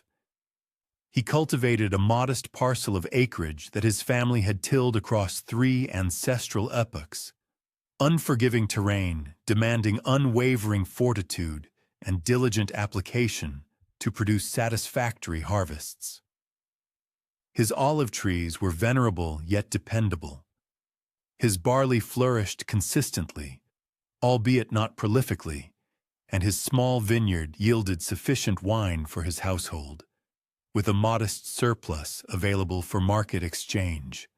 On the dawn that inaugurates our tale, Nicias awoke to discover a disconcerting anomaly. His most prized olive tree, the one that invariably yielded the most substantial and palatable fruit, was exhibiting symptoms of malady. Its foliage was discolored and abscissing, and several of its limbs appeared desiccated and fragile. For an agrarian, such a discovery is sufficient to inaugurate the day with a profound sense of apprehension unsettling one's core. Nicias had previously encountered botanical afflictions, such as the universal experience of every farmer. He was conversant with conventional palliatives, the excision of affected branches, the regulation of irrigation, occasionally the redistribution of soil around the root system. However, this presented an atypical and graver manifestation than any prior encounter. The tree was ancient, established by his paternal ancestor, and its demise would signify the forfeiture not merely of the current year's yield, but of successive decades of prospective bounty. He spent the morning scrutinizing the arboreal specimen from all perspectives, tracing the contours of its epidermis with his hands, assessing the pliability of its boughs, even sampling the earthy substrate enveloping its foundations. This is the ingrained practice of farmers consumed by worry. They endeavor to amass intelligence through every sensory faculty, hoping to ascertain the genesis of the malady and its potential rectification. Around midday, when the ardent sun of the Mediterranean rendered his labors arduous, Nicaeus sought respite beneath the troubled canopy of his ailing olive tree. He partook of a modest repast, the timeless triumvirate of sustenance: bread, olive oil, and cured olives. However, his gustatory inclination was diminished. Gazing at the yellowing leaves above him, he found himself undertaking something he uncommonly did: earnest supplication, a truly heartfelt invocation, transcending the perfunctory obeisances typically extended to the divine pantheon. "Athena," he uttered softly, experiencing a fleeting pang of self-consciousness for addressing the seemingly vacant expanse. This venerable arboreal specimen traces its lineage to the sacred olive bestowed upon Athens by your divine grace. If an alternative course of action I ought to pursue exists, a crucial detail eluding my perception, I would greatly benefit from your sagacious direction. It constituted no ornate invocation, but rather a forthright entreaty from someone who had exhausted his personal repertoire of remedies. What happened next might have passed without notice had Nicaeus's vigilance not been heightened. A woman proceeded along the sun-baked thoroughfare that traversed his farm. This was not unusual, as the road linked various agrarian settlements to the metropolis of Athens. She presented as a woman of mature years, clad in unadorned wayfaring attire, bearing a stout staff and a modest satchel, which indicated a more extended peregrination. She tarried at his entrance in the manner customary for wayfarers seeking navigational assistance or potable refreshment. Nicaeus, adhering to the venerable Hellenic custom of Xania, extended an invitation for cool repose and a draught from his aquifer. She received his overture with genuine appreciation, depositing her belongings and finding ease in the shade of the afflicted olive tree. "That is a splendid arboreal specimen," she remarked, lifting her gaze towards its branches. "Ancient, without doubt, a species renowned for its protracted fecundity across generations." Her voice possessed a distinctive resonance, not refined by academic instruction, but imbued with a sagacity born of extensive worldly immersion. "Indeed, it possesses considerable age," Nicaeus affirmed. "However, it now suffers from an ailment. I am at a loss to discern its precise malady." He discovered himself recounting his morning's meticulous examination, delineating the manifestations he had perceived and the curative measures he had already implemented. The woman hearkened with an intensity of focus that impelled him to continue his narrative. "Have you closely examined the subterranean structures?" she inquired in an unhurried manner, her tone suggesting a routine observation. Occasionally, the underlying issue does not manifest in the visible upper growth. She then rose gracefully and proceeded to circumnavigate the tree's sturdy trunk, her walking stick serving as a pointer to areas where the earth displayed subtle variations. A slight elevation here, a minor depression there, a discernibly different hue or granular consistency. As Nicaeus tracked her discerning gaze, he began to discern patterns that had previously eluded his perception. These disruptions in the soil formed indistinct linear arrangements, radiating outwards from the tree's base, unequivocally indicating a flurry of subterranean activity. Fauna, the woman stated with an air of detached pragmatism. Most likely voles or other burrowing rodents. Their actions are not directly lethal to the arboreal specimen, but they are inflicting sufficient damage upon its delicate root network to induce considerable stress.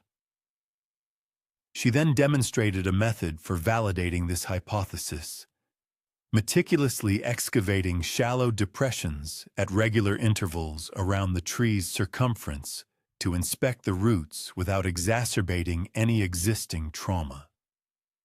As anticipated, several locations revealed roots that had been gnawed and the telltale presence of small, intricate tunnels. The proposed remedy was far from intricate. The judicious placement of specific botanical species that these creatures instinctively avoided, augmented by some fundamental trapping techniques. However, it necessitated a depth of knowledge that Nikia simply did not possess. "How did you ascertain the necessity of investigating that particular aspect?" he queried, his curiosity overtly genuine. The woman responded with a gentle smile, a nuanced expression that conveyed her familiarity with such inquiries. "Experience," she articulated simply. "I have observed countless olive trees throughout my lifespan. One develops the capacity to interpret the subtle indicators they provide." She graciously accepted a second draught of water, politely declined his offer of sustenance, and made preparations to resume her peregrination. As she gathered her modest belongings, she imparted one final piece of sagacious counsel. Do not merely rectify this immediate predicament. Absorb its lessons. Observe how your trees engage in silent discourse with you. They will unveil their requirements if you diligently attend to the appropriate signals. And with that pronouncement, she departed, continuing her journey along the parched thoroughfare leading towards Athens. Nicias watched her receding figure until she vanished beyond a distant bend, then redirected his attention to his olive tree with a renewed sense of purpose. The solution she had proposed resonated with perfect logic, and he possessed all the requisite materials to implement it without delay. In the ensuing weeks, as Nicias diligently endeavored to eradicate the burrowing creatures and facilitate his tree's convalescence, he began to perceive other details he had previously overlooked. Evidence of entomological activity on his grapevines, nascent indications of mycological issues in his barley crops, discernible patterns among his other olive trees suggesting varying degrees of vitality, some flourishing, others languishing, all for reasons that became strikingly apparent once he understood what specific signs to seek. It was as if the brief exchange with the itinerant woman had not merely furnished him with a particular remedy, but had instilled in him an entirely novel perspective for observing his agricultural enterprise. His crop yields markedly improved. His trees appeared demonstrably healthier. Neighbors started to solicit his counsel when confronted with analogous challenges, and he discovered that he could frequently assist them in the same manner he himself had been aided. Yet, this is precisely where the narrative assumes a more intriguing dimension. When Nicias attempted to recount to others the transformative encounter that had revolutionized his farming practices, none fully embraced his account. It was not that they suspected him of fabrication, but rather they presumed he was embellishing what had been an unremarkable meeting with an unusually well-informed sojourner. Deities do not descend upon farms to dispense agricultural advice, his brother-in-law rationally pointed out. Sithoima. If Athena intended to assist agrarian folk, would she not orchestrate something far more spectacular?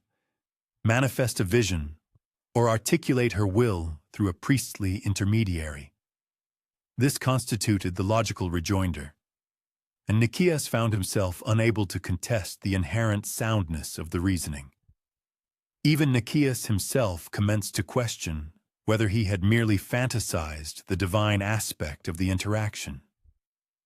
The woman had presented as entirely human, exhibiting fatigue from her travels, appreciative of the water, and possessing knowledge in the manner characteristic of experienced individuals. Nothing about her physical manifestation or conduct had emphatically proclaimed, "Goddess." Perhaps he had simply been serendipitously fortunate to encounter an individual who possessed a greater understanding of olive trees than he did. However, as the months elapsed and his farm continued its trajectory of prosperity, employing methods and insights that had all germinated from that singular dialogue, Nicias began to grasp a profound truth regarding the actual mechanisms of divine intervention in human existence. Celestial assistance does not invariably arrive accompanied by bolts of lightning and dramatic pronouncements. Sometimes, it manifests as precisely the opportune knowledge materializing at precisely the opportune moment, conveyed by an individual who appears to be nothing more than a benevolent stranger. The other agriculturists who benefited from Nicias's newfound expertise were also, in essence, receiving divine succor, though they would never recognize it as such. Athena's endowment, the profound comprehension of how to interpret and respond to the natural world, was disseminating throughout the community, one conversation at a time, through the most mundane and practical channels imaginable. Many years subsequently, when Nicias had achieved widespread renown across the region as an individual adept at coaxing optimal results from challenging soil conditions, he continued to ponder that pivotal day. Had he genuinely been visited by the goddess Athena, or had he merely been sufficiently fortunate to encounter a sagacious woman at a juncture when he was desperate enough to heed wisdom? Ultimately, he concluded that the specific inquiry held less significance than he had initially believed. What truly mattered was that assistance had materialized when he most required it, in a form he could readily comprehend and utilize. Irrespective of whether that aid was celestial or terrestrial, it had not only transformed his farming practices, but his entire methodological approach to problem solving. He had cultivated the ability to identify intricate patterns, to scrutinize subtle indicators, to acknowledge that resolutions frequently emanate from unforeseen origins. The gods, Nicias eventually surmised, likely operate in this fashion more often than not through miraculous events that capture widespread media attention, but through those quiet junctures when precisely the right knowledge converges with precisely the right necessity, delivered by ordinary individuals who may not even be cognizant of their role as divine envoys. And if no one credits these narratives when we relate them, well, perhaps that is precisely as it should be. The most efficacious forms of assistance frequently function more effectively when they do not draw undue attention to themselves. While Nicias was diligently learning to decipher the subtle communications emanating from his olive trees, concurrently within the city of Athens itself, skilled artisans were meticulously preparing to fashion a monument that would articulate its grandeur across millennia without uttering a single syllable. The Parthenon, that iconic temple still universally recognized in the contemporary era, was constructed employing techniques so exquisitely precise and patiently executed that they appear almost inconceivable until one apprehends the philosophical disposition of individuals who perceived the continuum of time vastly differently from us. The genesis of this monumental endeavor did not commence with architects drafting ambitious blueprints, but rather with Callicrates, a master stonemason, running his seasoned hands over colossal blocks of marble that had traversed a 20-mile journey from the quarries of Mount Pentelicus to the elevated Athenian Acropolis. Each individual block weighed several tons, and each had been extracted from the quarry utilizing nothing more technologically advanced than bronze implements, wooden wedges, and an intimate, almost intuitive understanding of how stone naturally cleaves along its inherent grain. Callicrates had dedicated 4 decades to mastering the art of interpreting stone, much as farmers interpret soil or potters interpret clay. He possessed the tactile discernment to ascertain whether a particular piece of marble harbored internal imperfections that would invariably precipitate structural complications months into the future. He could accurately forecast how various blocks would withstand the relentless erosion of time over countless decades, how they would expand and contract in response to thermal fluctuations, and how they would settle under the immense superimposed weight of the blocks situated above them. The Parthenon construction project demanded a degree of exactitude that appears almost unattainable without the aid of contemporary metrological instruments. Every single stone block had to integrate flawlessly with its adjacent counterparts, not merely upon its initial placement, but for centuries to follow. There was no margin for error. Once a multi-ton marble block was meticulously positioned, any subsequent repositioning would necessitate the complete dismantling of all structures resting upon it. This unparalleled precision was achieved through a methodology that, in its description, sounds deceptively straightforward. Each individual stone was custom-fitted to its designated location. Callicrates and his cohort of master craftsmen would meticulously shape each block to precisely conform to the inherent irregularities of the stones upon which it would ultimately rest. This intricate process meant that every single stone was inherently unique, utterly irreplaceable, and specifically engineered for one solitary position within the entirety of the majestic structure. The painstaking process commenced with scrupulous measurements, executed using instruments that, when contrasted with modern laser levels, appear rudimentary, yet were perfectly adequate for the exacting demands of the task. Bronze squares ensured the integrity of all right angles. Plumb lines, fashioned from delicate cord and weighted with small stones, established perfectly true vertical alignments.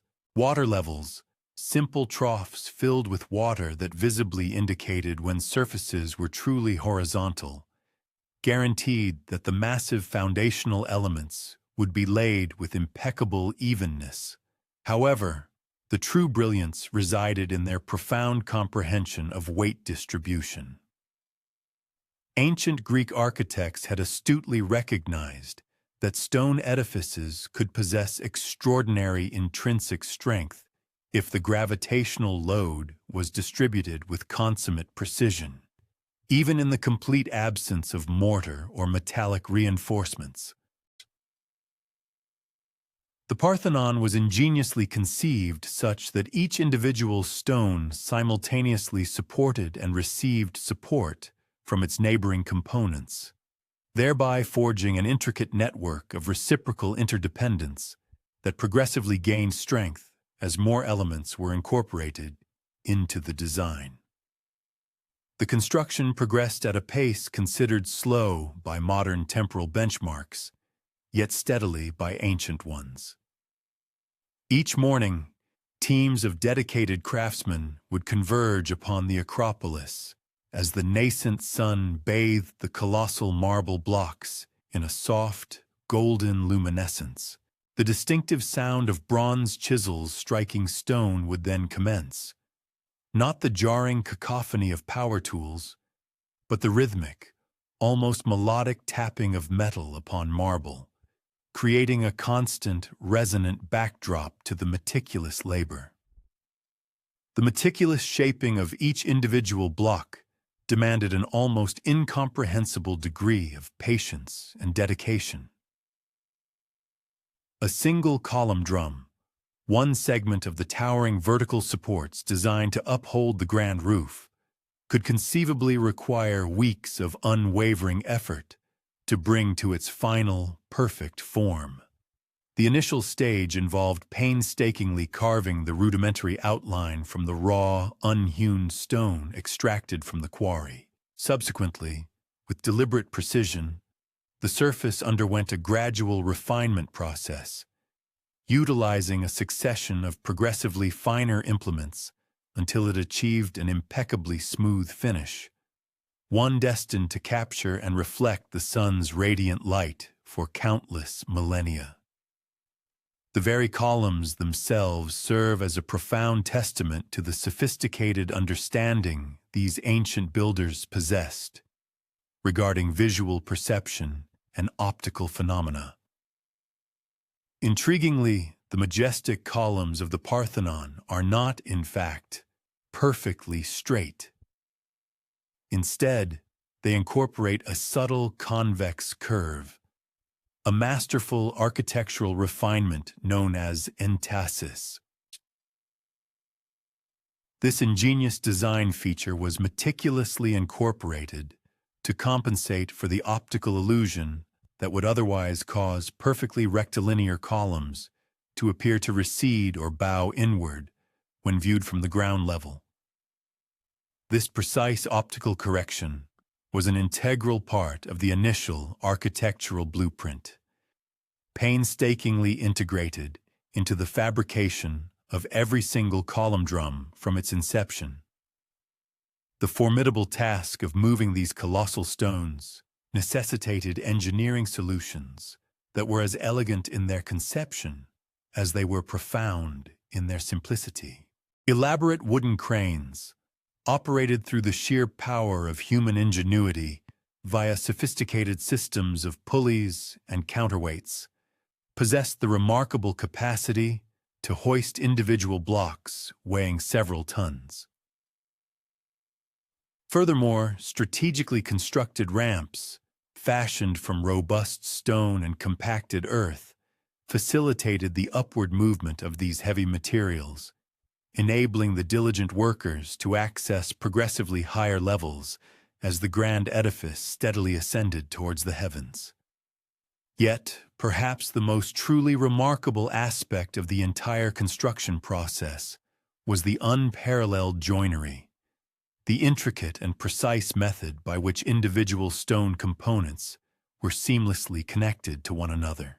Eschewing the conventional use of mortar, the master builders employed an ingenious system comprising iron clamps and dowels, meticulously crafted pieces of metal that were precisely embedded into pre-cut grooves within the stone.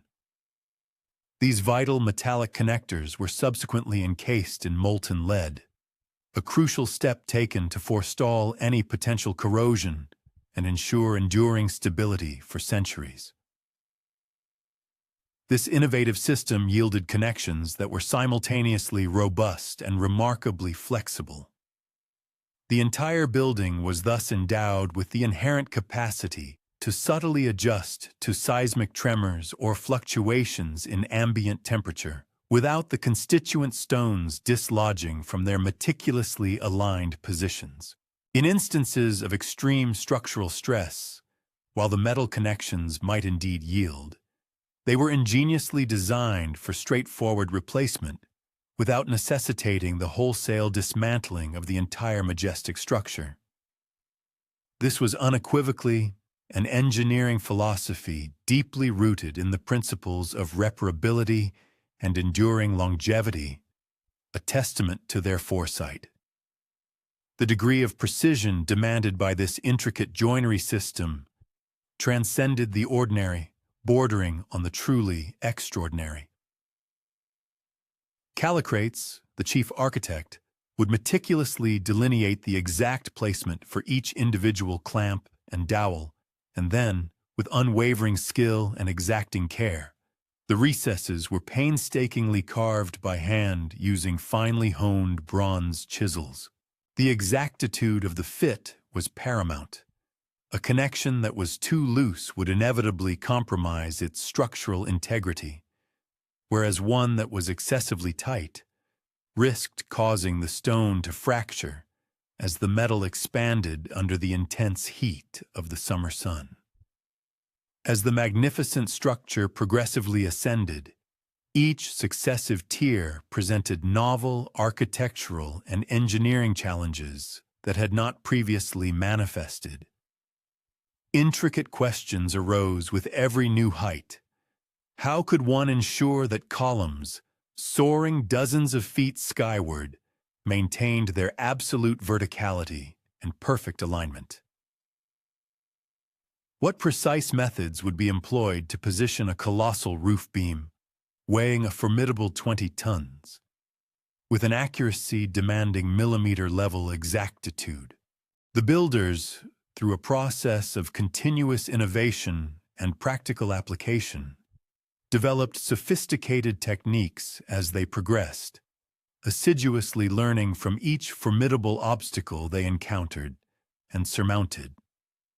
The breathtaking sculptural decoration, which has indelibly cemented the Parthenon's renown across millennia, was not an afterthought, but rather an integral component seamlessly woven into the very fabric of the construction process. The pediments, the distinctive triangular sections situated above the columns, replete with exquisitely carved narrative scenes, were ingeniously conceived to function as both essential structural elements of the edifice and vivid narrative canvases, eloquently recounting the mythical genesis of Athena and her legendary contest with Poseidon for dominion over the city of Athens. For the dedicated artisans and craftsmen, their arduous labor on the Parthenon transcended the mere fulfillment of a vocational obligation.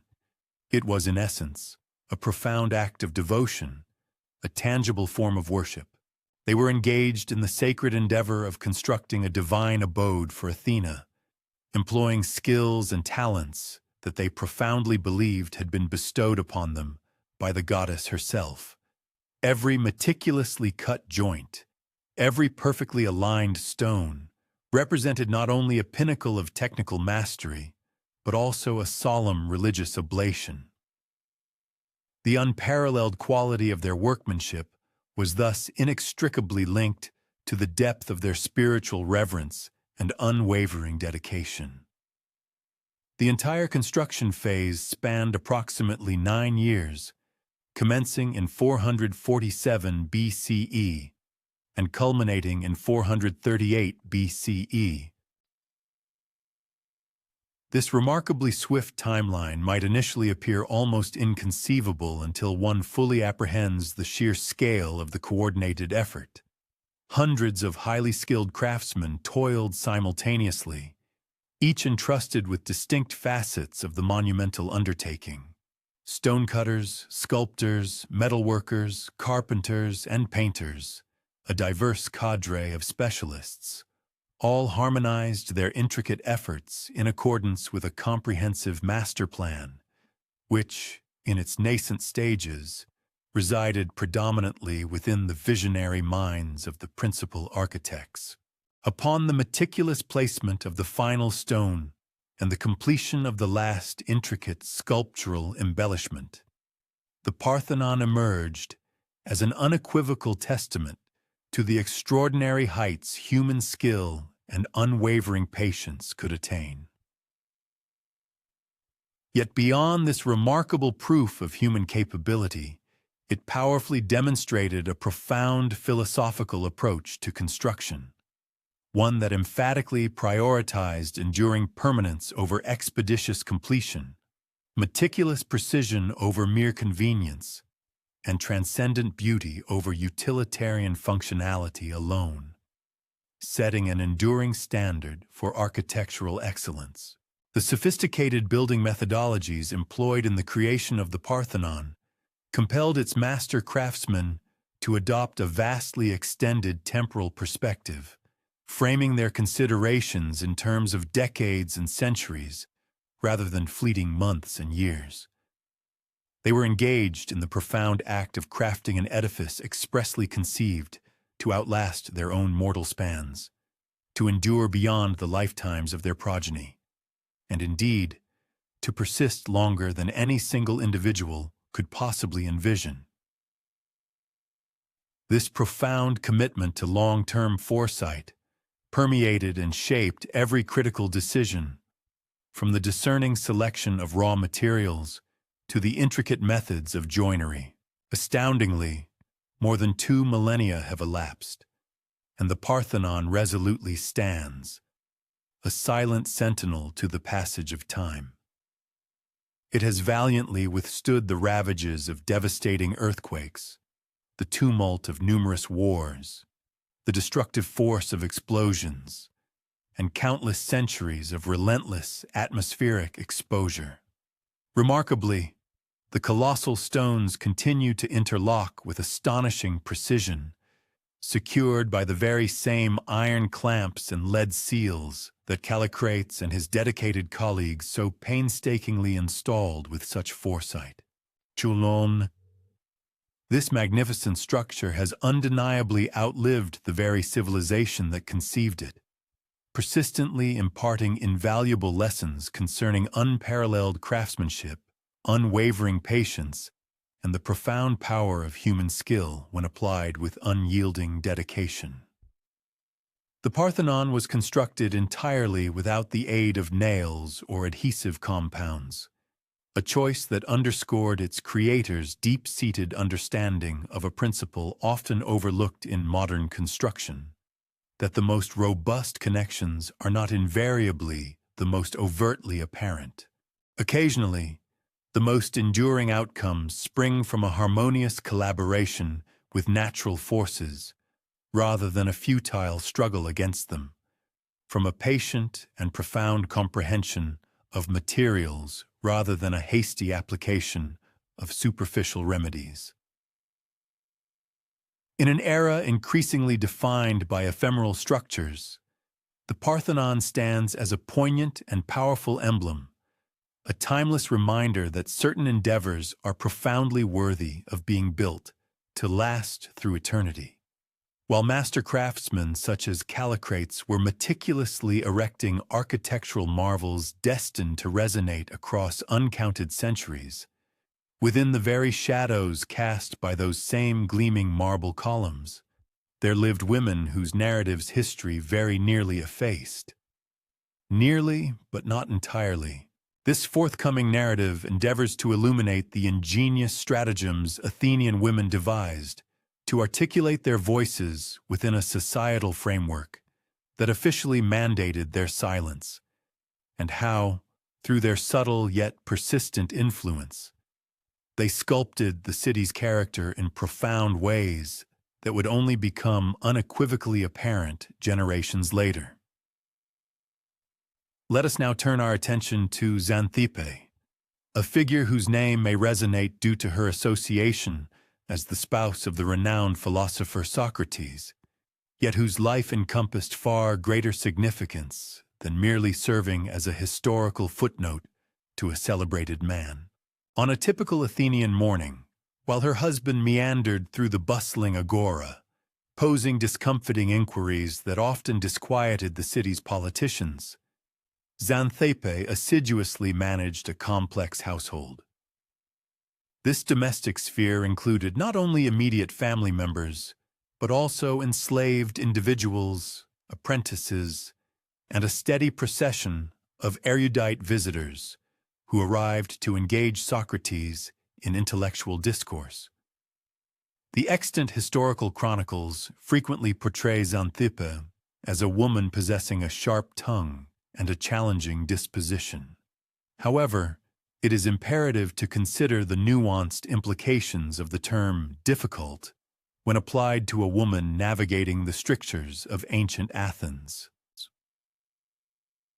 She was tasked with the formidable responsibility of overseeing an intricate household on an often unpredictable income, given that philosophers were not known for their steady emoluments, all while deftly managing the complex social dynamics of men who invariably presumed themselves to be the most intellectually superior individuals present.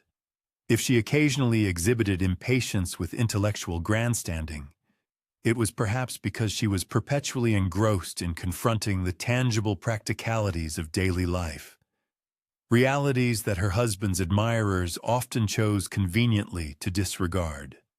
Xanthippe, by societal decree, was precluded from direct participation in the Athenian democratic process.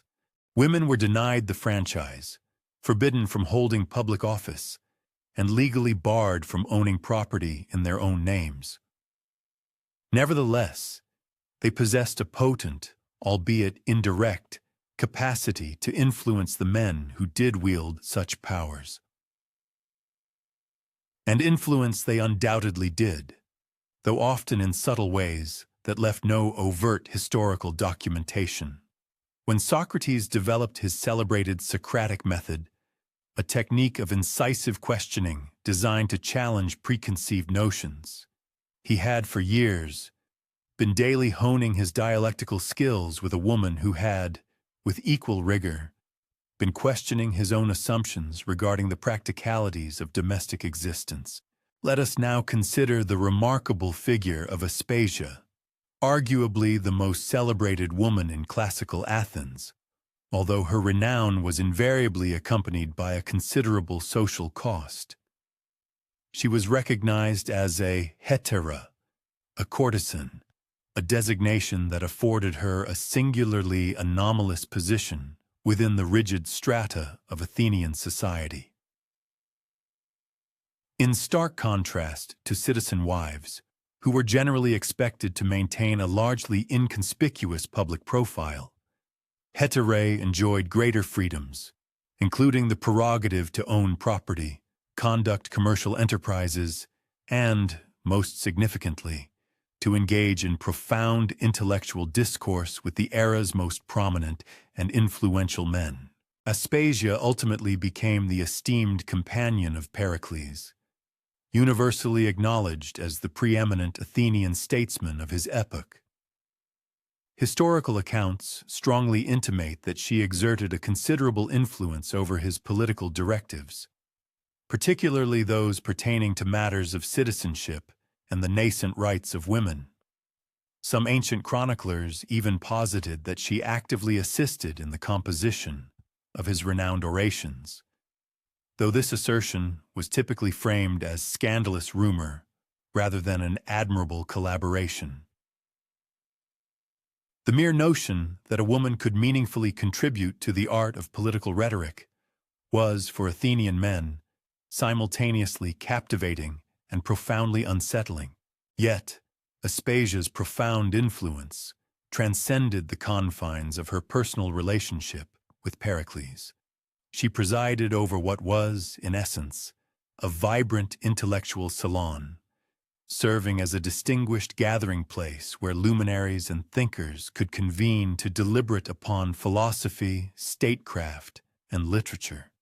Young men destined to become the future leaders of Athens frequently attended these stimulating assemblies, acquiring invaluable insights not merely from their peers, but crucially, from a woman who possessed an extraordinarily sophisticated grasp of politics, rhetorical artistry, and the intricate nuances of human nature.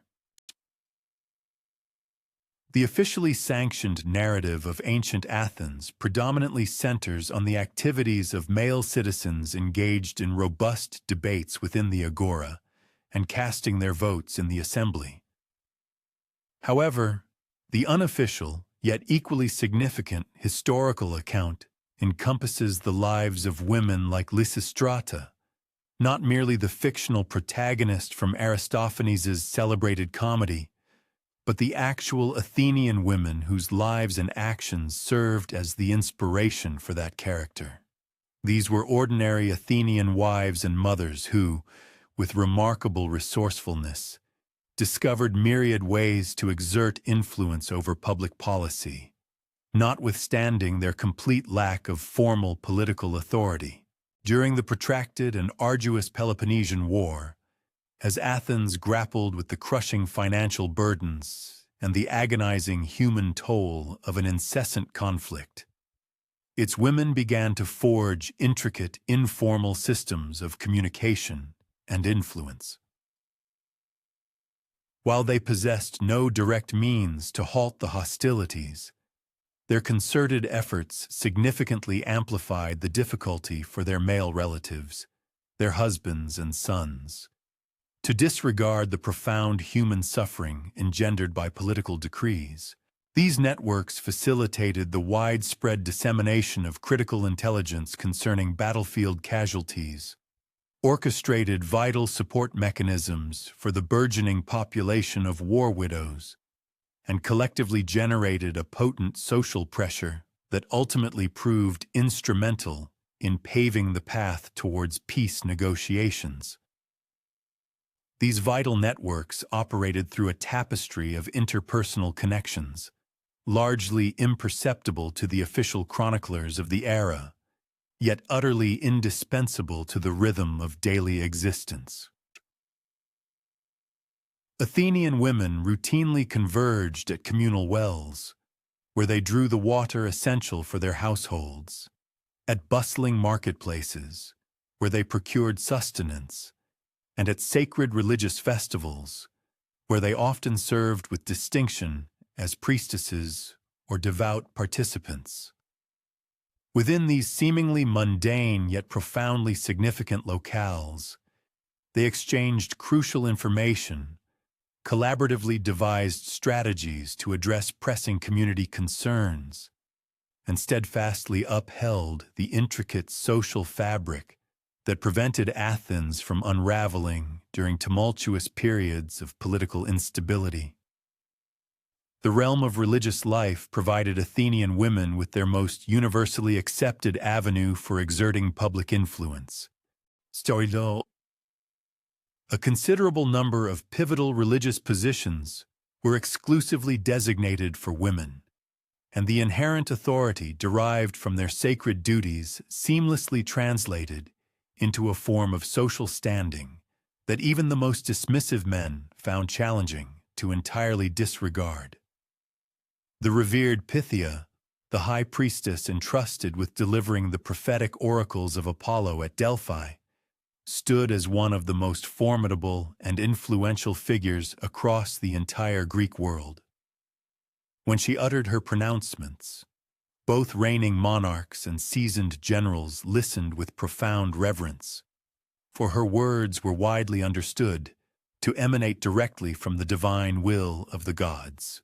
Even within less prominent religious capacities, women discovered ample opportunities to demonstrate leadership and subtly sway community decisions. A priestess tasked with meticulously organizing a religious festival, for instance, was in essence masterminding a significant civic spectacle, meticulously coordinating a multitude of resources, expertly managing complex logistical arrangements, and artfully uniting the populace in a shared communal celebration. The proficiencies required for these endeavors were strikingly analogous to those demanded of political leaders, though their inherent value and strategic importance were, regrettably, seldom formally acknowledged. The women who embraced the demanding profession of midwifery occupied yet another position of considerable, albeit entirely unofficial, influence. Childbirth in ancient Athens was fraught with peril, and the expertise of a highly skilled midwife frequently represented the critical distinction between life and death for both the expectant mother and her newborn child.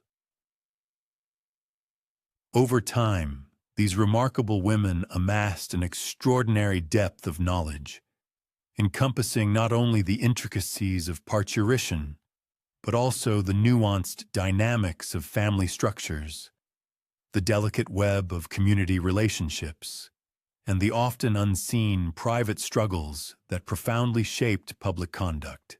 Midwives were sought out for counsel on a far broader spectrum of issues than merely pregnancy and childbirth. They frequently functioned as trusted confidants for marital discord, offered sagacious advice on the complexities of child-rearing, and served as invaluable informal mediators in intricate family disputes. Their unparalleled insight into which households were flourishing and which were contending with significant hardships afforded them a unique diagnostic perspective on the overall health of the community, a perspective frequently beyond the grasp of male politicians. While they were denied the right to cast a vote, their informed viewpoints invariably permeated and shaped the private discussions that, in turn, subtly influenced public policy decisions. The established educational system in Athens formally barred women from institutionalized schooling.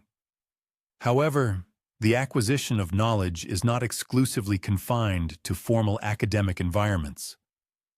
Mothers diligently instructed their daughters not merely in essential domestic competencies, but also in fundamental literacy, practical numeracy, and the rich tapestry of cultural lore.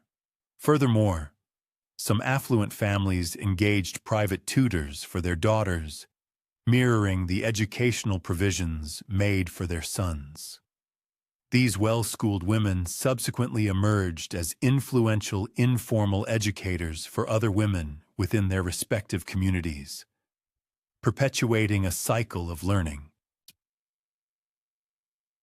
Compelling evidence indicates that, notwithstanding their official exclusion from formal academies and universities, a notable number of Athenian women attained a remarkably high level of education. They immersed themselves in classical literature, grappled with profound philosophical concepts, and meticulously tracked political developments with a sophisticated and discerning awareness. Their accumulated knowledge was disseminated through vibrant networks of kinship and companionship, effectively creating an alternative educational framework that operated in parallel to the officially sanctioned male-dominated institutions. Perhaps the most profoundly impactful manner in which Athenian women molded their society was through their pivotal role in the upbringing of children.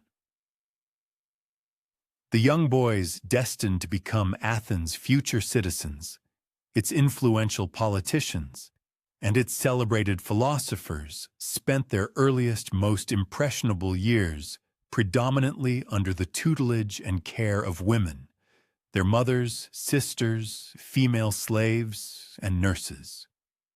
These women meticulously molded nascent minds during the most critical and formative stages of development.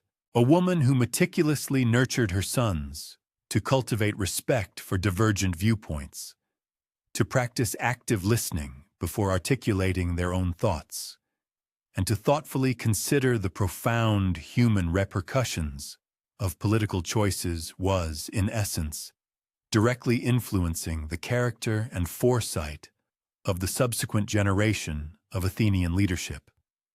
The renowned Athenian devotion to rational discourse and the principles of democratic deliberation may in fact owe as much to the nuanced child-rearing practices of its women as it does to the formal political institutions established by its men.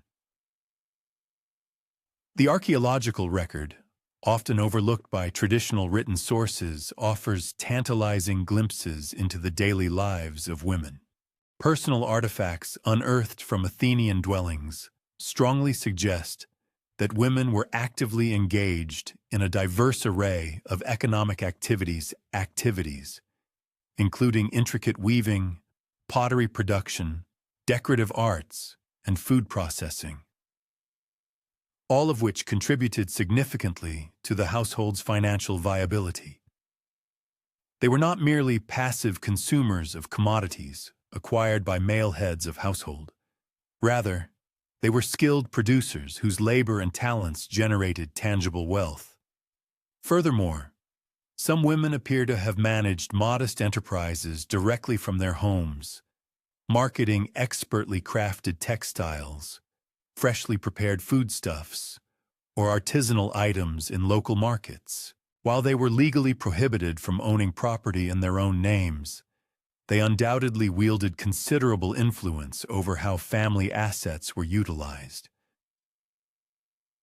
A woman whose exceptional weaving prowess or culinary skills generated a substantial income for her family would have commanded significant sway in crucial household decisions, irrespective of the legal constraints placed upon her official authority.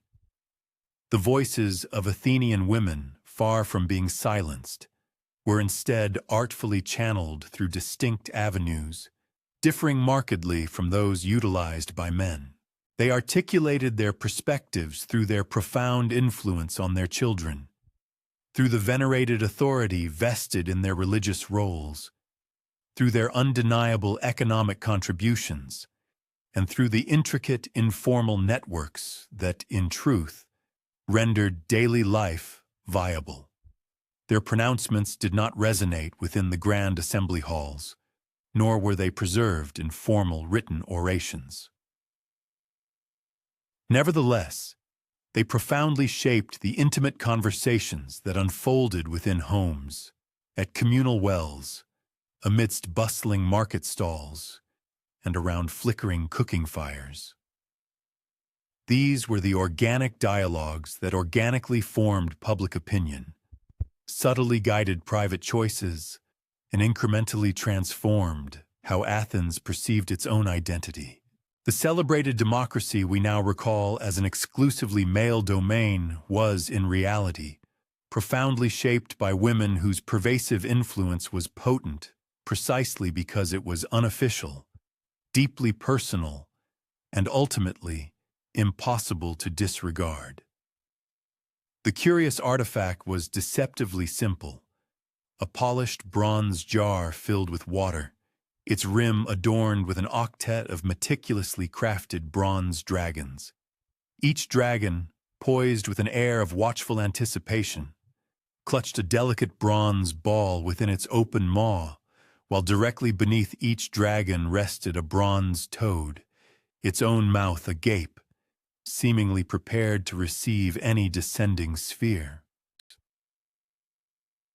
Adults traversing the bustling agora might cast a fleeting glance at this peculiar contraption and readily conclude it was nothing more than an elaborate plaything for children, an ingenious device perhaps designed to pacify restless young hands, while their parents diligently conducted their commercial transactions.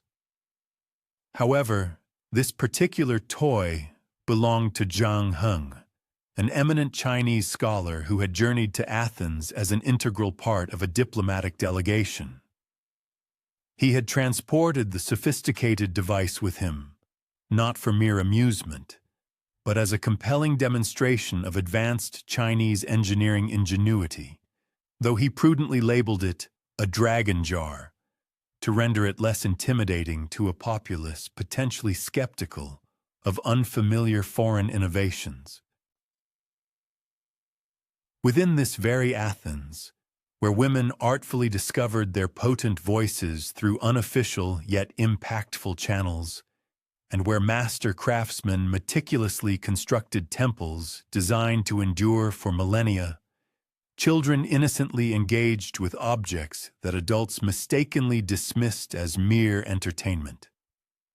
Yet, one specific toy would eventually unveil profound secrets concerning the prediction of natural calamities, insights that would remain beyond the full comprehension of modern scientific understanding for another 2 millennia.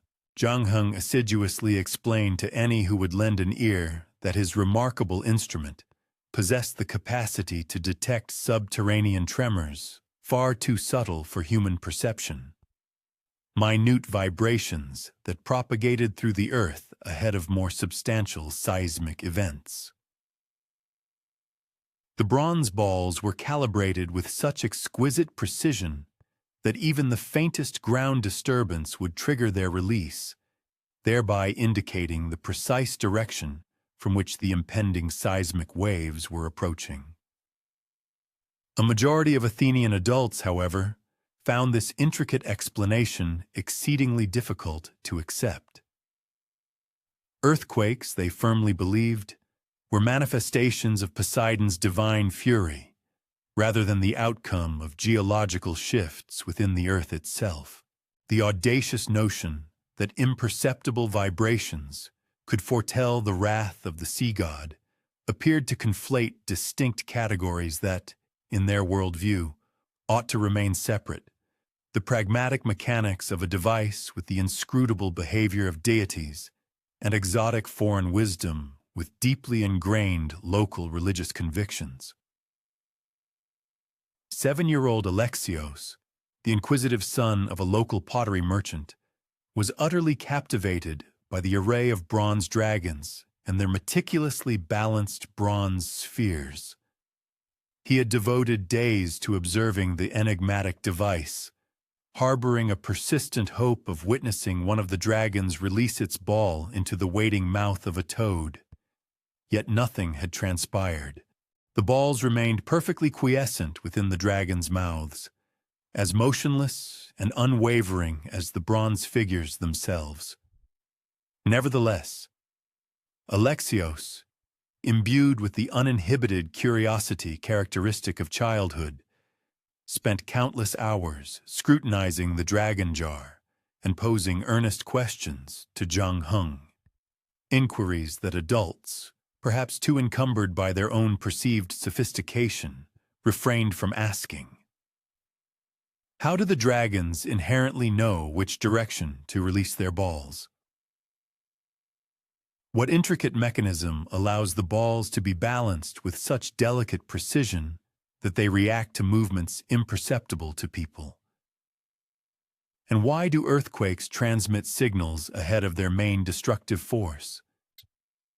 Through these informal yet profound experiments, Alexios gradually comprehended that the earth was in a state of perpetual, albeit often unnoticed, motion.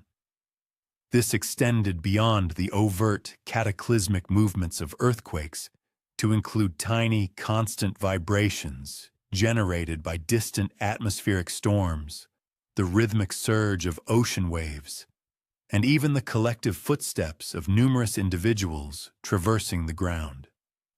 The ingenious dragon jar was specifically engineered to filter out these routine, ambient vibrations, responding exclusively to the distinctive type of ground movement that invariably preceded significant seismic events. Zhang Heng, experiencing genuine satisfaction at encountering an individual truly keen on comprehending his creation, rather than merely critiquing it, embarked on the task of educating Alexios regarding the fundamental nature of vibrations. Together, they conducted experiments utilizing simplified iterations of the very same principle: bowls filled with water that exhibited subtle ripples when the ground quivered imperceptibly, carefully balanced stones that would topple from their precarious positions upon the slightest subterranean tremors, and suspended objects that swayed in response to movements too minute for the ordinary human senses to detect. The internal mechanism of the device was a testament to ingenious simplicity. Housed within the robust bronze jar was a precisely calibrated pendulum, a substantial bronze mass meticulously suspended at its exact central point. When seismic waves propagated through the Earth's crust, their passage would induce a delicate oscillation in the pendulum, causing it to swing marginally in the precise direction of the incoming waves. This minute displacement, in turn, would activate an intricate triggering apparatus, leading to the corresponding dragon effigy releasing its small bronze orb. For a period of many weeks, the enigmatic dragon jar remained static and silent in the bustling Athenian agora, an object of hopeful anticipation for young Alexios, yet largely dismissed by the adult populace as nothing more than an exotic, foreign superstition. Then, one tranquil afternoon, during the customary midday repose when the marketplace was largely deserted, one of the 8 dragons unexpectedly relinquished its spherical payload. The bronze sphere descended with a distinct, resonant ringing sound, settling into the open mouth of the bronze toad below, its clear chime echoing profoundly across the nearly vacant public square. Alexios, his breath short from exertion and his heart pounding with unbridled excitement, raced to locate Zhang Heng. The dragon positioned towards the northeast had released its ball, a signal which, according to Zhang Heng's prior expositions, signified that seismic tremors were originating from that specific cardinal direction. However, no earthquake had manifested, at least none perceptible to anyone within the city of Athens. The adults who became aware of the peculiar incident reacted with pronounced skepticism, suggesting perhaps the ball had merely dislodged itself after an extended period of inactivity within the dragon's maw. A mere 2 days subsequently, a courier arrived in Athens from a settlement situated approximately 50 miles to the northeast. He bore somber tidings. A significant earthquake had indeed devastated that community on the very afternoon the dragon jar had activated its warning. The calamitous event had inflicted considerable structural damage upon buildings, caused injuries to several inhabitants, and severely disrupted the local water infrastructure. By the time this crucial information traversed the conventional communication channels to reach Athens, the ingenious dragon jar had already precisely indicated both the occurrence of the seismic event and its geographical origin. This remarkable correlation, if indeed it was merely a coincidence, captivated the attention of the populace in a manner that Zhang Heng's prior logical explanations had failed to achieve. Abruptly, the very adults who had previously disregarded the intricate device as a mere curiosity began to observe it with a newfound, profound interest.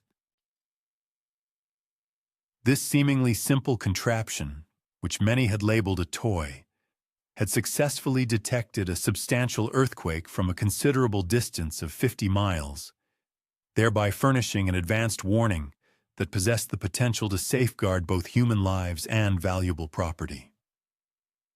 However, truly comprehending the underlying principles of its operation necessitated a radically different conceptualization of the earth than what most Greeks were habitually accustomed to.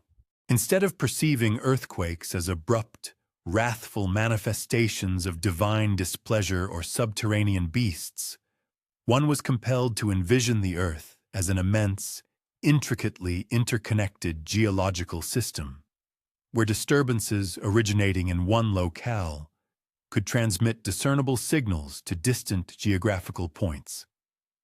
Over the ensuing months, the dragon jar consistently demonstrated its extraordinary efficacy on several additional occasions. It successfully pinpointed earthquakes in regions too remote for Athenians to experience their direct impact, consistently providing early warnings that empowered affected communities to brace themselves for potential aftershocks or other consequential secondary effects. Gradually, even the most entrenched skeptical adults began, albeit grudgingly, to accept the device's functionality, though a pervasive uncertainty lingered regarding the precise mechanisms of its operation or the deeper scientific rationale behind it. Upon the conclusion of his diplomatic mission, Zhang Heng made the deliberate choice to bequeath the dragon jar to the city of Athens. This decision was partly motivated by his desire to present a token of gratitude to a city that had extended him considerable hospitality, and partly because Alexios had emerged as its most dedicated and earnest student.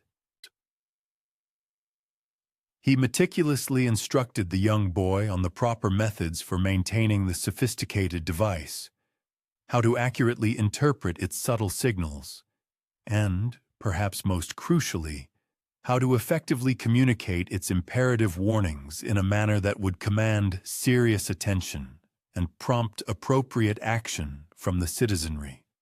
Alexios, possessing the inherent openness and receptiveness of a child towards novel concepts, assimilated this complex understanding with far greater ease than many of his adult counterparts. He began to perceive the very ground beneath Athens not as an inert, unyielding foundation, but rather as an integral component of a dynamic, living system that was perpetually in motion, metaphorically breathing, and responsive to myriad forces emanating from both proximate and distant sources.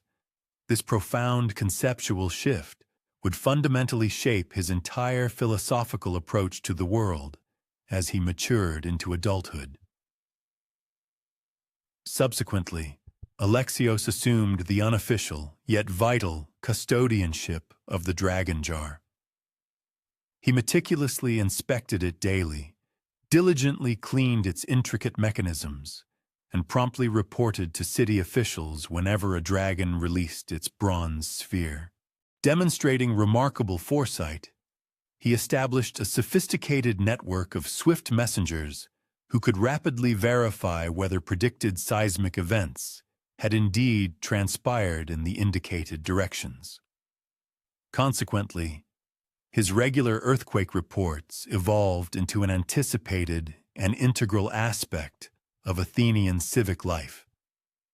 This heightened focus on discerning subtle environmental cues gradually permeated and influenced the way other Athenians conceptualized natural phenomena.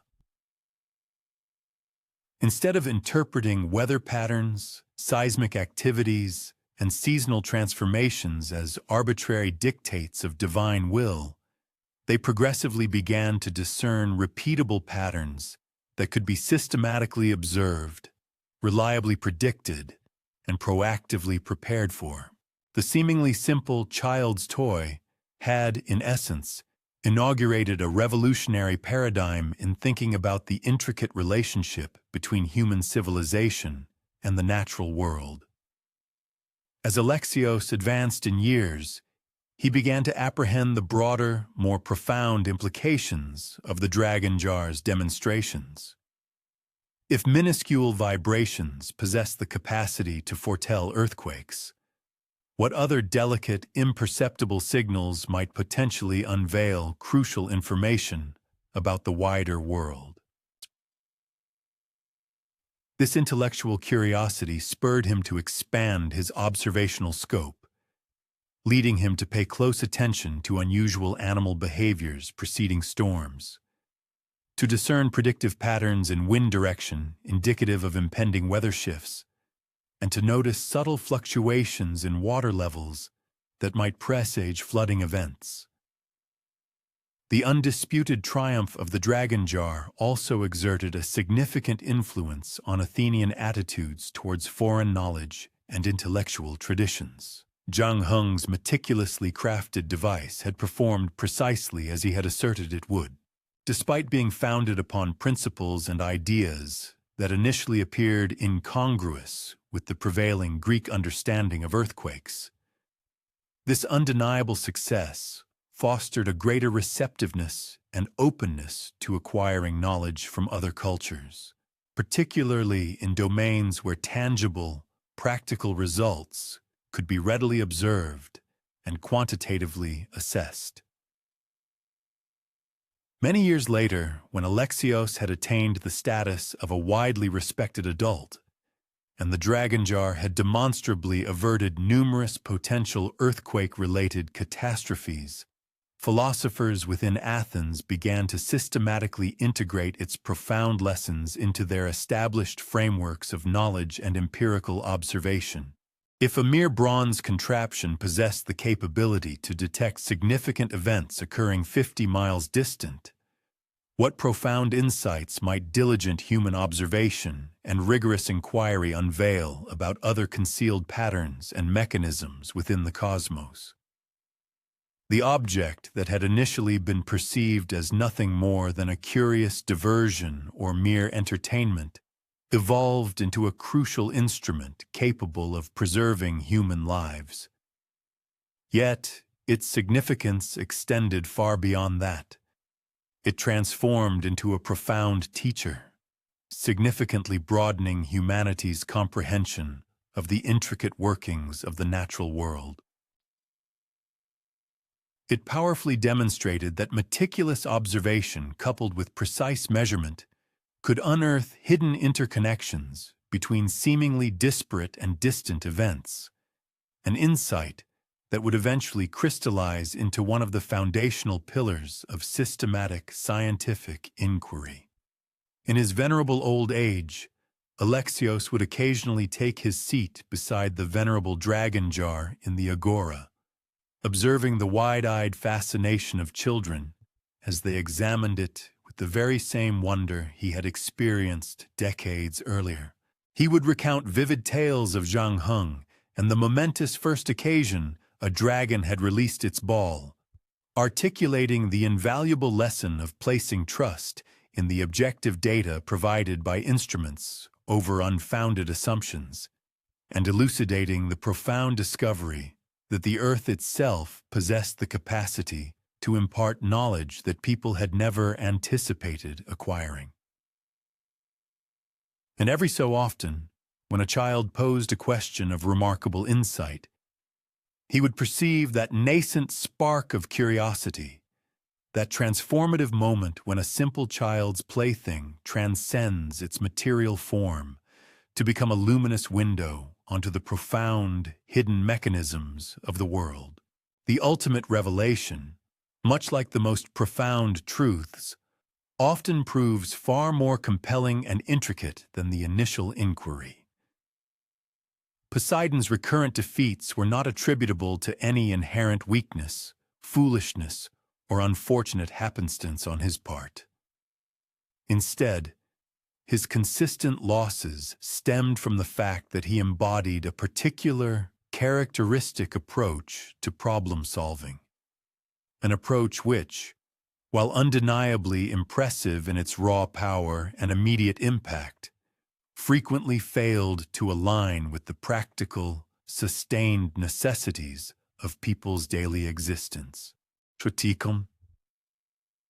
As our deliberate journey through these ancient narratives draws to its inevitable conclusion, we circle back to a fundamental query that may have lingered in your thoughts since the very inception of our first recounted story, given Poseidon's immense power, his dominion over all the boundless seas, his capacity to violently shake the very foundations of the earth, his absolute command over tempestuous storms.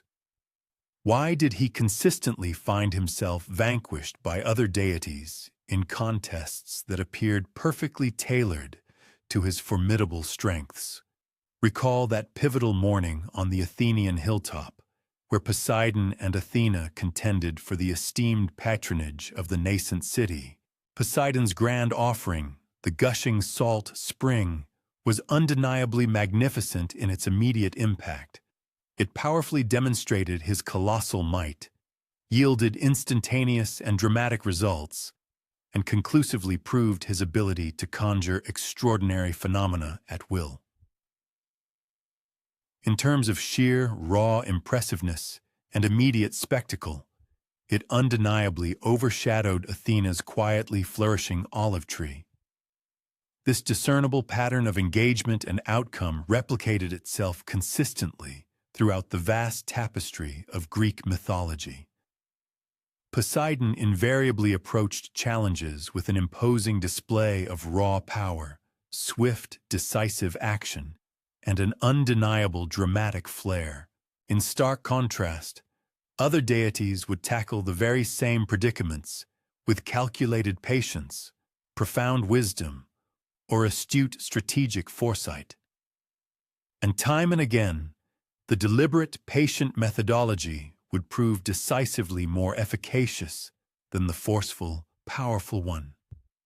Not because patience inherently possessed a superior moral or intrinsic value, but precisely because it was inherently better suited to address the specific, nuanced challenges presented in each particular circumstance. However, the sagacious Athenians did not base their momentous choice solely upon the criterion of immediate impressiveness. Their decision was fundamentally guided by considerations of practical usefulness, long-term sustainability, and enduring benefit. Poseidon's offered spring was indeed dramatic and delivered an immediate impact. Athena's gift of the olive tree, conversely, was supremely practical and embodied the virtue of patient, sustained growth. The contest thus revealed a profound insight into the essential qualities that define effective leadership. Not merely the capacity to generate spectacular, momentary effects, but rather the sagacity and foresight to provide what people genuinely require and can practically utilize over time. Consider, then, the very essence of Poseidon's personality as it was understood and depicted by the ancients. He was characterized as deeply passionate, prone to sudden bursts of quick temper, exceedingly generous in the deployment of his immense power, and habitually accustomed to achieving immediate, unequivocal results. These attributes are not, in themselves, inherently detrimental.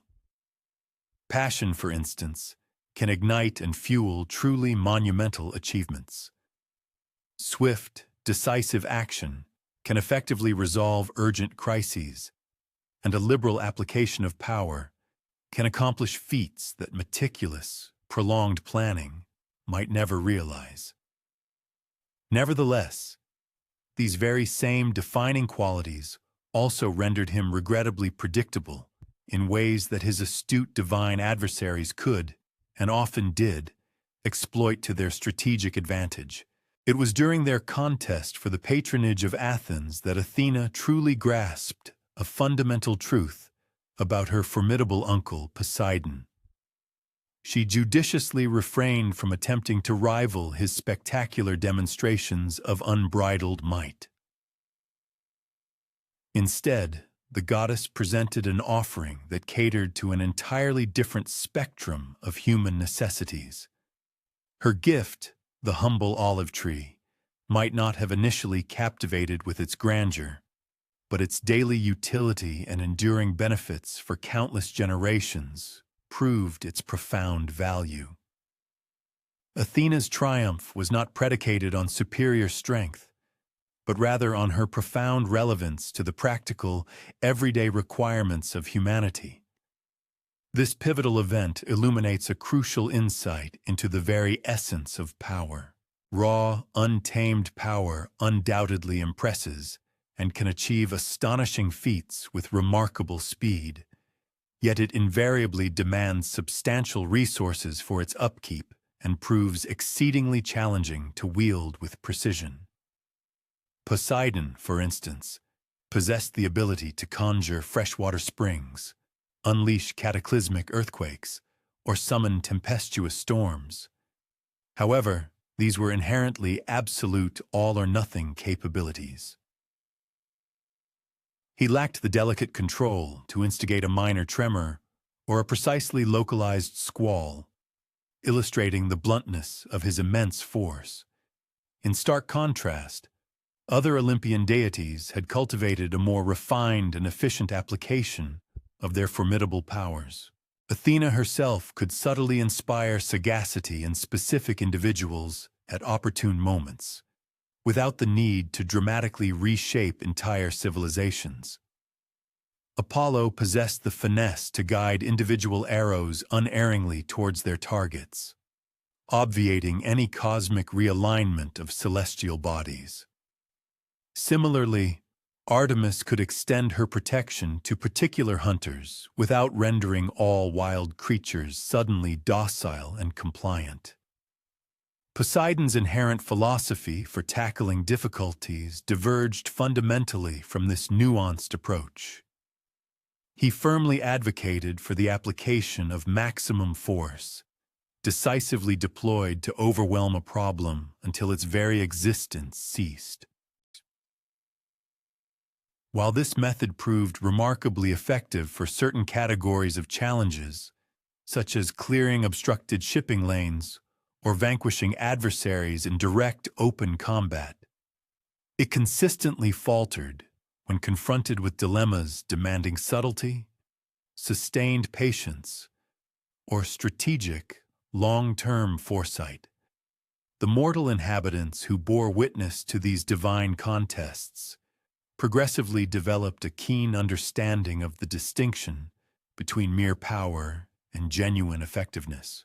They began to comprehend that the most outwardly impressive resolution was not invariably the most practical or beneficial one, and that enduring success frequently originated from approaches that, though initially modest in appearance, ultimately demonstrated their profound worth and sustained utility over the passage of time. This profound realization significantly influenced the ancient Greeks' approach to their own lives and critical decisions. When confronted with perplexing issues, they learned to pose not merely the question of what constitutes the strongest response, but rather, what is the most appropriate and fitting response? They cultivated a deep appreciation for solutions that harmonized with natural forces and principles, rather than attempting to overpower them, and for leaders who could inspire willing cooperation rather than demanding unquestioning obedience.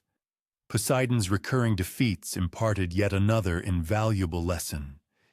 Even the most immense power possesses inherent limitations. No single entity, whether divine or mortal, can resolve every conceivable problem solely through the application of force. Even the most dominant individual within any collective still reaps benefits from collaborating with others, still needs to meticulously consider the long-term ramifications of their actions, and still must operate within the immutable, natural, and intricate social constraints that cannot be simply overridden by sheer might. However, perhaps the most critical reason for Poseidon's consistent losses lay in his apparent inability to truly internalize the lessons from his setbacks. Even after the ignominious defeat to Athena for control of Athens, he made no discernible alterations to his strategic methodology for subsequent competitions. He persistently relied on grand, immediate exhibitions of power, seemingly holding on to the hope that, eventually, people would prioritize dazzling spectacle over enduring substance. This unwavering consistency, while perhaps lending him a certain honorable steadfastness, also rendered him predictably vulnerable, a trait that more adaptable adversaries could readily exploit. Athena, conversely, gleaned valuable insights from every single encounter.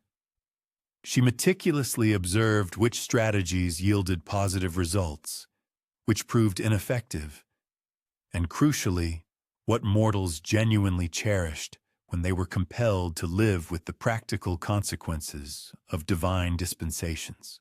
This continuous learning honed her capacity for astute situational assessment, enabling her to consistently provide what was truly required, rather than merely what appeared most impressive to bestow. Within his undisputed domain, the boundless and often turbulent ocean, Poseidon's characteristic approach was in fact perfectly suited. At sea, problems frequently necessitate immediate, forceful interventions. Raging storms cannot be reasoned with. Powerful currents refuse negotiation, and dangerous marine creatures cannot be persuaded to act reasonably.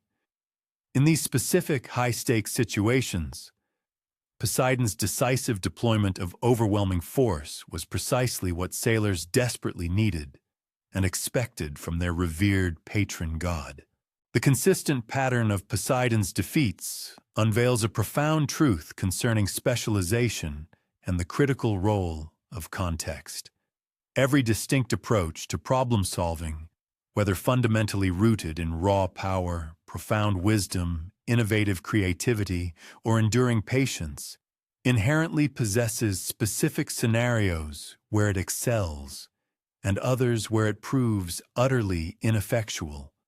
True success, therefore, does not emanate from possessing a singular, universally best approach, but rather from the astute understanding of which particular approach is most fitting for any given situation.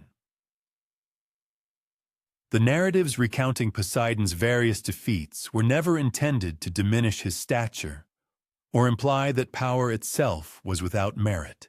Indeed, the mighty sea god remained an absolutely essential figure to Greek civilization. Maritime commerce, bountiful fishing, strategic naval warfare, and extensive travel across the seas all fundamentally depended upon his benevolence and goodwill. However, his immense importance in these specific domains differed significantly from his variable effectiveness in competitions where mortals were presented with the opportunity to choose between distinct methodologies for solving their problems. The diverse stories we have considered tonight, ranging from Athena's patiently cultivated olive tree to the ingenious child's earthquake-detecting toy, from the artisan potter's meticulous shaping of clay to the women who discovered their powerful voices through unofficial, grassroots channels, all serve to powerfully illustrate this identical principle. The most genuinely effective solutions are often not the most immediately obvious ones, and lasting, meaningful success typically arises from a deep, nuanced understanding of what a particular situation truly demands, rather than simply applying maximum force and optimistically hoping for a favorable outcome. Ancient Greeks inhabited a world where various deities were deemed appropriate for specific human needs and endeavors. One might offer prayers to Poseidon when embarking on a sea voyage, seek Athena's counsel when making momentous decisions, appeal to Apollo for artistic inspiration, invoke Artemis's aid when hunting, or supplicate Demeter when planting crops. This rich tapestry of divine interaction was not indicative of confusion or inconsistency. Rather, it was a sophisticated recognition that different challenges inherently necessitate distinct divine tools and interventions. Poseidon's defeats were, in essence, profound lessons in disguise, educating both gods and mortals alike about the critical distinctions between raw power and insightful wisdom, between what merely impresses and what truly proves effective, and between what appears superficially appealing in the immediate moment and what genuinely works well over an extended period. His losses collectively helped everyone grasp that even the most formidable among them could significantly benefit from cultivating patience, engaging in keen observation, and demonstrating a genuine willingness to provide precisely what others authentically required. As you gently drift towards slumber tonight, perhaps you can discern the soft, rhythmic cadence of waves caressing distant shores, the eternal domain of Poseidon, where his immense power continues to be as fundamentally essential as it has ever been. But you might also perceive the quieter, yet profoundly significant sounds that intricately shaped ancient Athens. The delicate sizzle of olive oil in bronze pans, the steady rhythmic hum of pottery wheels turning, the vibrant exchange of ideas among voices gathered around simple tables, and the soft, purposeful footsteps of a people who had learned that the most enduring victories often do not spring from overpowering life's challenges, but rather from understanding them with such depth that one can provide precisely what the moment truly necessitates. Sleep soundly, knowing that both immense power and profound wisdom hold their rightful places in this intricate world, and that mastering the art of judiciously choosing between them is perhaps the most invaluable skill any of us can possibly cultivate.